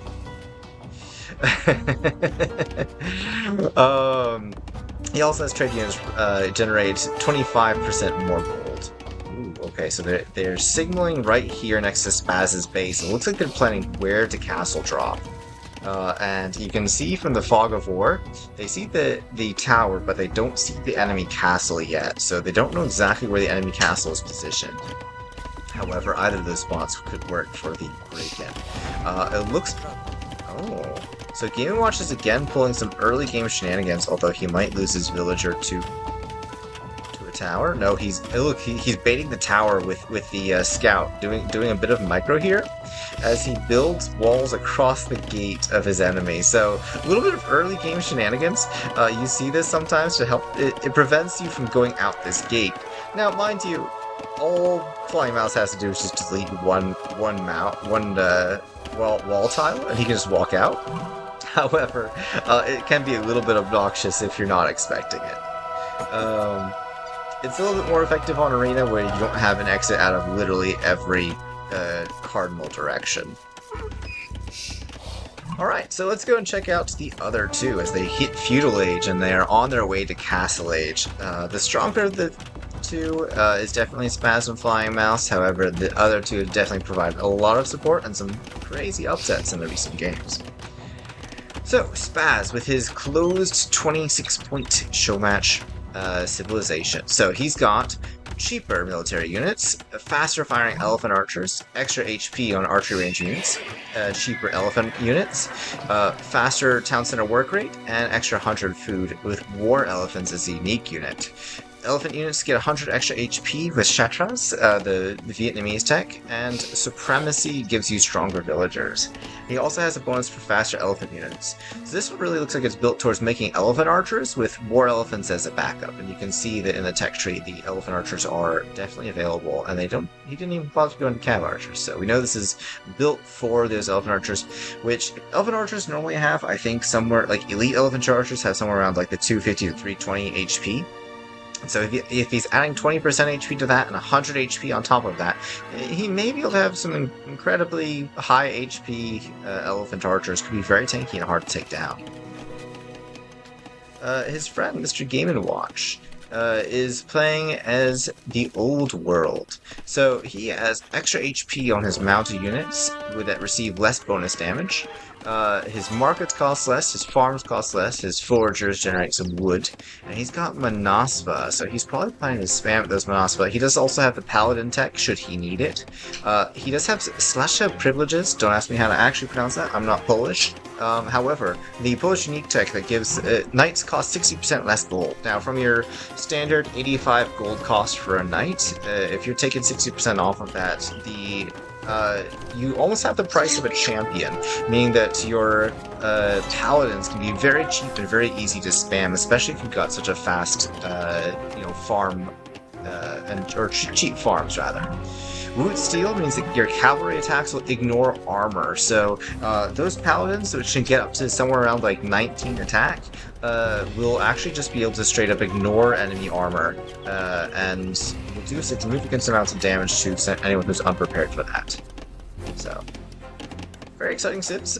We see that Game & Watch has also decided to wall up the gate for Ticket Killer, but he's not able to get these other gates. So again, I'm not sure the exact purpose other than just providing a little bit of shenanigans. Though. What we do have is we have Spaz has actually found the castle dropping force from Ticket Killer with his 2 scouts. So we can see that even Game & Watch has got some scouts out, and this is going to be a force that can actually deny this castle, so Ticket Killer has to be very careful. It's too bad that he doesn't have any backup, but I think he's going to lose all of these villagers, because Spaz just got light cav, and these villagers are going down rapidly. Oof. He was probably not expecting them to have scouts out so early, but that was a very smart play from the enemy there. So Spaz and Game & Watch on top of their game, they knew what was coming. And look, we already have our first War Elephant out, so 450 HP currently, no Chatras in quite yet. Ticket Killer is still in Feudal Age, but is hopefully on the way to Castle, so yeah, he's 75% of the way to Castle right now. And we have our Ballista Elephant from Flying Mouse already in. So let's see if Flying Mouse is able to carry the day. We do have another division of villagers. Oh no, don't get caught again, no! Oh no, we'll see if this Ballista Elephant is able to save the day. But there's a War Elephant that could easily stop all of these villagers. And that would be almost all of Ticket Killer's economy. This cannot happen, but it's already happened. It's too late. We have 4 villagers making their run for safety, but that castle drop is no more. I think they were expecting it. They saw his civ and they knew what was coming. and that is painful. I believe the same thing actually happened in the official CivBuilder match between the pros, including like Margugu versus some like Ray. I believe Ray was the one who was trying to do something like this, and he lost almost all of his villagers in the initial attempt to castle drop. Ended up placing a defensive castle, just like Took a Killer is here. You're sad to see it, but you know what's as long as he's able to recover and Flying Mouse is able to pull some crazy shenanigans with those elephants, we're gonna hope for the best here. But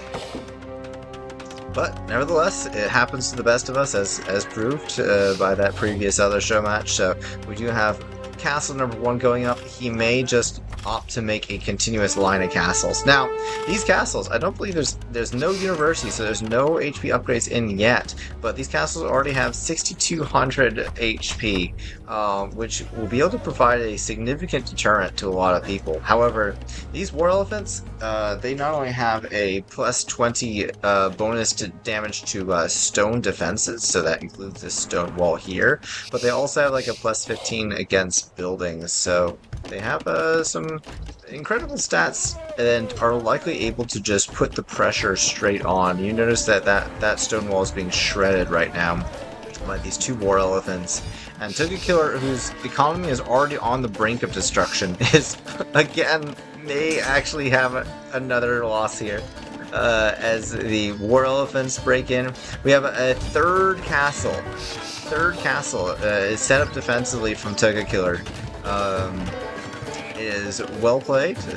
He's getting ready to defense. Oh, nice little quick walls of these houses here. But these if these elephants are able to get in, if Took a Killer does not have murder holes, these 2 war elephants will actually just be able to take out the entire castle. And you can see the light cav made his way around and is already taken out some of these villagers. You see a palisade wall put up as a quick wall attempt. Well played, but I don't know if he'll be able to save it. Oof. Alright, villagers going down. Light cav taking fire. Ooh, light cav goes down. Alright. Now he's making a monastery. This is a very wise decision. He's just going to go ahead and convert these war elephants and stop facing the threat that Spaz is putting on his castles right now. So if he's able to convert those elephants, and let's go look at Spaz's tech tree here. So to be able to dodge that conversion, you would really want heresy, which would cause your elephant to die instead of just being converted. However, he neither has heresy nor devotion, which slows conversion, nor faith, which slows conversion further. So Spaz is really vulnerable to monks right now. So that's an excellent decision. Let's see how fast that monk comes out. These castles are going down pretty quick though. These 2 war elephants go into town. So let's see if those yep, monk's on the way. Monk is 60-80% of the way there. Let's see if he's able to convert these war elephants. Castle stay up a little bit longer due to the efforts of these villagers, so well played there. So the best that Spaz would be able to do would he be able to make some light cav. Ooh, he deleted the wrong one. So right there, he tried to delete the war elephant that he thought the monk was targeting to reset the counter, but the monk was actually targeted on the other one, and he deleted the one that wasn't actually being converted. So now Took a Killer now has his own elephant and is sending that out. We have a potential castle drop again. Oh, here we go. This one's defended this time, so we have these villagers being defended excellently by battle elephants. Battle elephants are not quite as strong as your standard war elephant, however, they're still a force to be reckoned with and could absolutely destroy these light cavalry. So, well played. Now, I think Mr. Game Watch was able to see these villagers because he has the monk, and that monk has a lot of vision. So you can see a signal going out here. Yep, he sees these villagers on the way. Let's see what they decide to do. Okay, so... oh, the battle elephants are out of position. The light cavalry are charging. Okay, he's got war elephant coming. He's got battle elephant coming. Are they able to save the day? Okay. Yes, the light cavalry back away for just a little bit. The monk is here to try to convert to extra elephants. So let's see how long those hold out. You should probably delete that war elephant. Delete that. Oh, nope. Alright. The war elephant changes hands for the third time today. It's from past to Tuga to now to Mr. Game & Watch. Okay, smart. So you see how Tuga Killer is actually walling up his villagers. He's going to keep them safe for a bit. This battle elephant is going to help take out the light cavalry. And this castle will likely go up. So it's, again, more defensive than they would have liked, but now they've got a position to push from. The Spaz and Game & Watch have done an excellent job batting off the different castle attempts. You can tell how good their game sense is. They knew what was coming, and they've made some excellent defenses against it. So, checking Tuga Killer's res, he's just about ready for another castle drop. So let's see if he puts it. Oh, okay. He puts it. He's just going to do a line of castles, it seems, to get into his opponent's base. You know, honestly, I think he could have gone a little bit more forward with this battle elephant defense, but, you know, they're still making it. Flying Mouse is going to do another excellent team slinging move, and is going to send him some stone. Yeah, we're going to have a consistent line of castle drops coming in from Tuga Killer. Some of the signaling. How much vision does that have? Okay. So he sees something. He's signaling it. Maybe he's saying it's just finally being destroyed? Either way, it doesn't look like he can see the siege workshop or anything else. Spaz is now an imp, so let's see what crazy things he ends up coming up with. Is he going to make more elephants? Looks like he's got elephant archers currently at about 300 HP. So those will take a while to get knocked down. And then he's got his war elephants as well.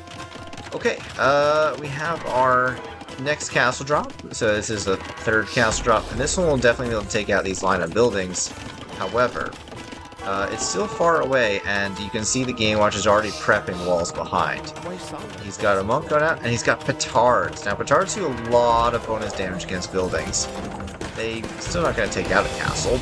You need 7 petards to take out a castle. However, they have done some damage to it, and perhaps slowed it down is the hope.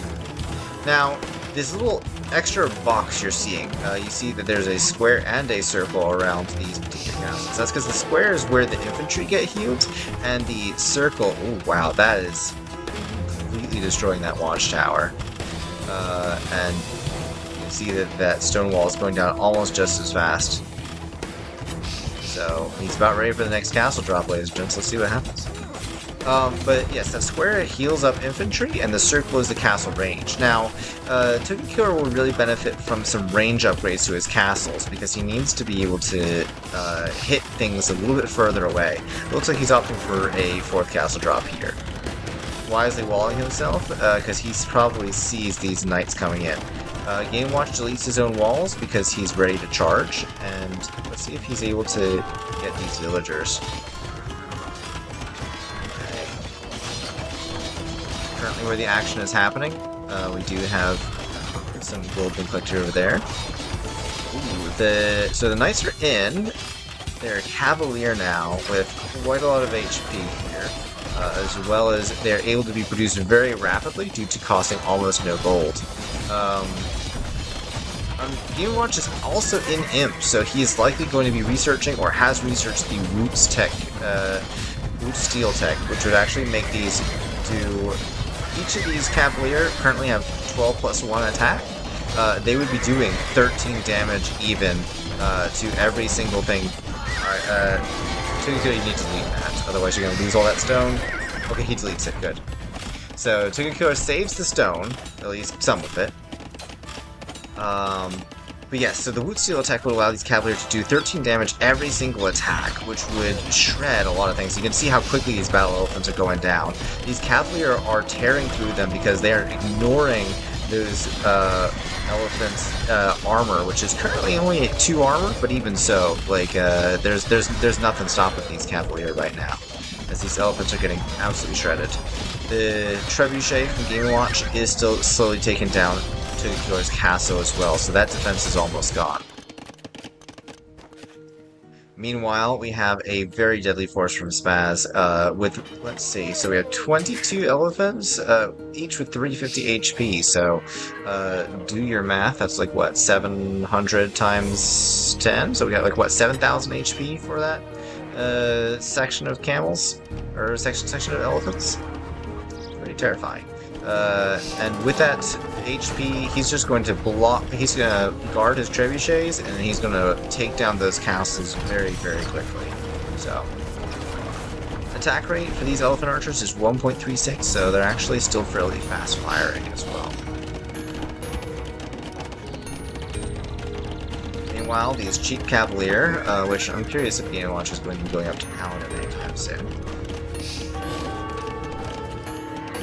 Doesn't have the resources quite yet. He's still been spamming out Paladin, still been spamming Cavaliers. However, he's winning a lot of his fights, and his Cavalier are cheap, so I'd expect to see some more upgrades for those soon. I'd like to see some attack upgrades for sure. However, you always prioritize armor upgrades for melee units because of their tendency to get in trouble. Now these battle elephants, they're cheap. 270 HP. They're not elite yet, but they do have some good upgrades for Castle Age. And for being cheap, they're going to take down the Cavaliers fairly well, even though their armor is being put together. However, unfortunately, these castles that are not being repaired are going to eventually go down. Looks like CivBuilder is going for a sneak castle drop over here, and we're going to see how much damage that does. Still, he's being very, how should I say, tentative about his positions. I know that he doesn't want to be destroyed, but he still should probably play some bit more aggressively. Because right now, this castle is not denying anything. It's not denying gold, it's not denying your town centers. Oh, and the GG is called. He is being completely overrun by elephant archers. Oh no! Flying Mouse says no, he's not done yet. He's not done yet. That was a one-sided GG. Ticket Killer is about done here, but Flying Mouse is absolutely not. He says he's ready to take them out. He's got his elite battle elephants, 320 HP, and he's ready to pump them out. He says he's just going to come over and help, so let's see how it goes. These villagers, on the other hand, are dying to elephant archer arrows, so they should probably go hide. Castle's being dropped. This is where the original castle should have probably been placed. You can see this is actually not only denying the gold here, but it's also... Wow, they're all right next to each other. Okay, yep, fair. So, third castle there. He should probably get some range upgrades for his castles. You can see that they're still only got the base 8 range. If you actually want to be able to hit things, you really want to push those a bit farther. Some battle elephants, just running into the elephant archers. However, these elite elephant archers now have 450 HP each, so don't make it do that on that one. They are very, very hard to kill. That's the HP of a war elephant. Not an elite war elephant, mind you, but still a war elephant, and that's a lot of HP to try to go through. You can see that a force has been dispatched to take down this castle drop section as well. So we better hope Flying Mouse has got a flying economy to be able to produce enough battle elephants to take down 2 powerful civilizations here. He is charging the trebuchets though. And Ticket Killer does signal the fact that these light cav have been raiding villagers for the past little bit and probably need to be stopped. And has been still receiving a fair amount of stone to continue to castle drop, so is building a town center in the back of Mr. Game Watch's base. Beautiful.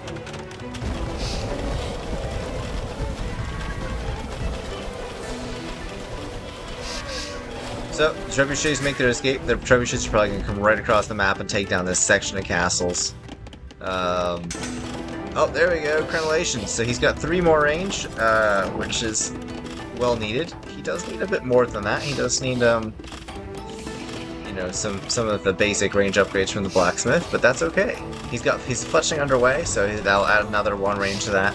It's smart to notice that he's missing those. So, trebuchets are being chased as they run across the map here. Ironically, the Trebuchet with a 0.8 speed and the Battle Elephant with a 1.09 speed. The Battle Elephant will just barely catch up to it. Take a look at that. They're going to raid the economy of Mr. Game & Watch. However, there are still a massive amount of cavalry and elephant archers back here, and it's probably not something that can be easily raided, so a bit dangerous to try to raid that right now. And these trebuchets, they'll probably take out these castles too. Still done a lot of damage to Mr. Game & Watch, and Spaz is looking scarier and scarier, as not only has his economy not been touched, but each of his units have a crazy amount of HP, armor, defense, attack, everything.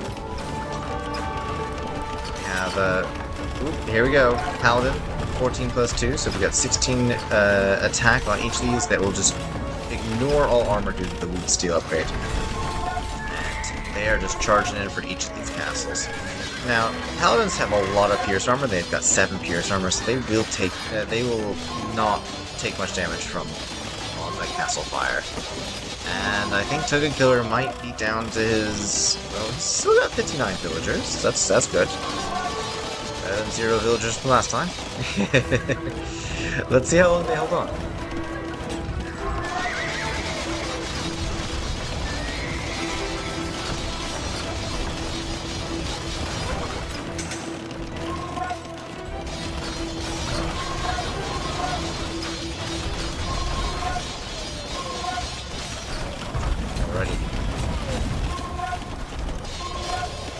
So the mighty Paladins, now 212, only cost 60 food and about 30 gold to make, are now rushing in. They can each just continue to do tons of damage, and we can see them taking out this castle pretty quick, inside all these trebuchets. That line of castles from Token Killer is no more.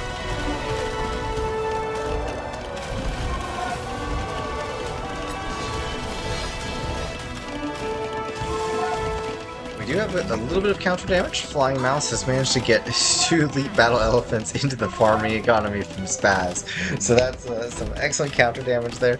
Very funny to watch those tiny little arrows being thrown at these enormous battle elephants as they chase villagers across the ocean here, across the world. Alrighty. However, the main force of over 32 battle elephants and 60 Paladin has not been dealt with, and no matter how many elite battle elephants you have, how cheap they are, how many you throw out there, that's going to be a hard force to deal with. Almost maybe better to save up that force so that you can actually have some counterplay. But his Flying Mouse's forces are currently spread across the whole map, and Spaz is mounting a major push into his into Token Killer's remaining economy. So.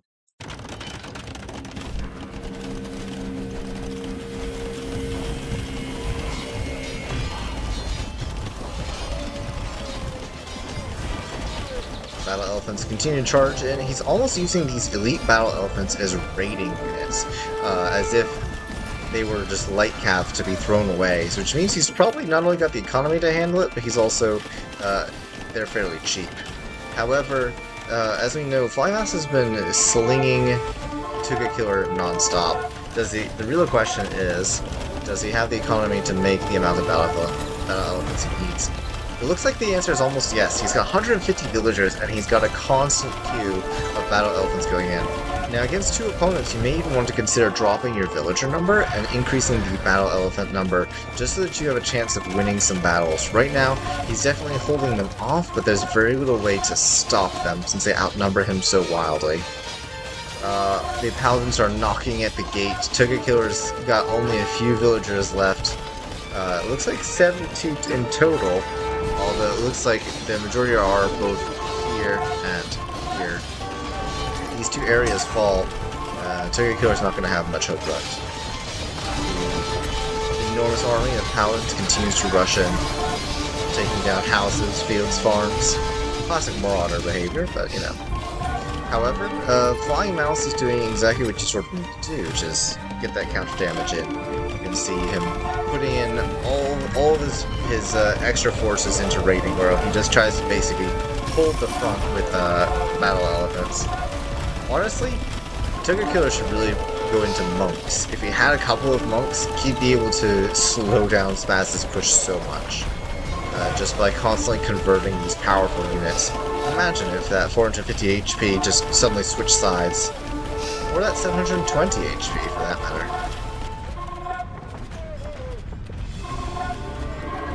Paladin army is sweeping around, however they won't be deterred by the likes of these elephants, not with the upgrades they've got. And they're going to meet up with a large force of elephants, and I think this will probably be the finishing blow, because if these two, Game & Watch and Spaz, combine their forces and make a large push for Flying Mouse's economy, which up to this point has been mostly untouched, then that concerted effort will probably spell the end, because we won't be able to spam out those battle elephants anymore, and Toga Killer's economy, which is already mostly in shambles, will probably be taken down to its last man. So, we'll see what defense they mount. Flying Mouse does not really have much more in queue. You can see he's out of gold. He's hit the hard limit. He's only got, well, two miners on gold. And there's no real way they can make a safe trade route. They were originally thinking about safe trade, you can tell, because of the walls they had set up. However, that trade route got broken into with Spaz's castle and massive elephant push, so... Because they ran out of gold, I think Flying Mouse is about to call it, unless he just says never say die. He's down 114 villagers. He's continuing to produce as many light cav as he can out of these stables. He's breaking into Game & Watch's economy. He's doing havoc onto Game & Watch. He's down to 62 villagers. However, his ally Toga Killer is down to 26 villagers because this entire stronghold just got taken out. In fact, I think these last two town center strongholds are basically under assault. There's one hidden one left over here. If Spaz finds that, it may be the end of it. Alright, there we go. Now the GG is called. Still, very well played to each of them. There was some impressive play, counterplay. They really held on and did a lot of damage. And they impressively used their civs. There was a good balance. I loved how Flying Mouse and Toga Killer really helped each other out with the constant resource slinging, and were able to actually put some counter damage in. And I appreciate how Spaz and Mr. Game Watch both had a solid sense of meta and continuing to build their economy, continuing to produce, that really saved them in the long run. So end of match 2-1. Still, they did extremely well, and it was a pleasure to watch. That in that particular battle, 325 units was the max killed, but that was a good back and forth. Flying Mouse really holding it with a heavy economy, battle elephant economy there. And let's see, there we go. Lots of wooden and food collected from Flying Mouse. Feudal age, wow, 6 minutes and 54 seconds. That is one of the fastest feudals I have seen, and as well as a 10-minute 52-second castle. Very well done. 10 total castles from Toga Killer. Unfortunately, they got taken down by those trebs a bit fast, but still, well done, well done. Yeah, thank you everyone for joining the stream. Thanks for seeing all the chaos that ensued. It's a pleasure to have you all. I hope you enjoyed and got to see all the craziness of the custom civs, the elephants, and everything else that was created. So, hats off to each of these players, Flying Mouse, Toga Killer, Spaz, and Game Watch for really giving us a fun match to watch. Really, yeah, I hope you all tune in for next time. Enjoy, and for the time being, farewell. So.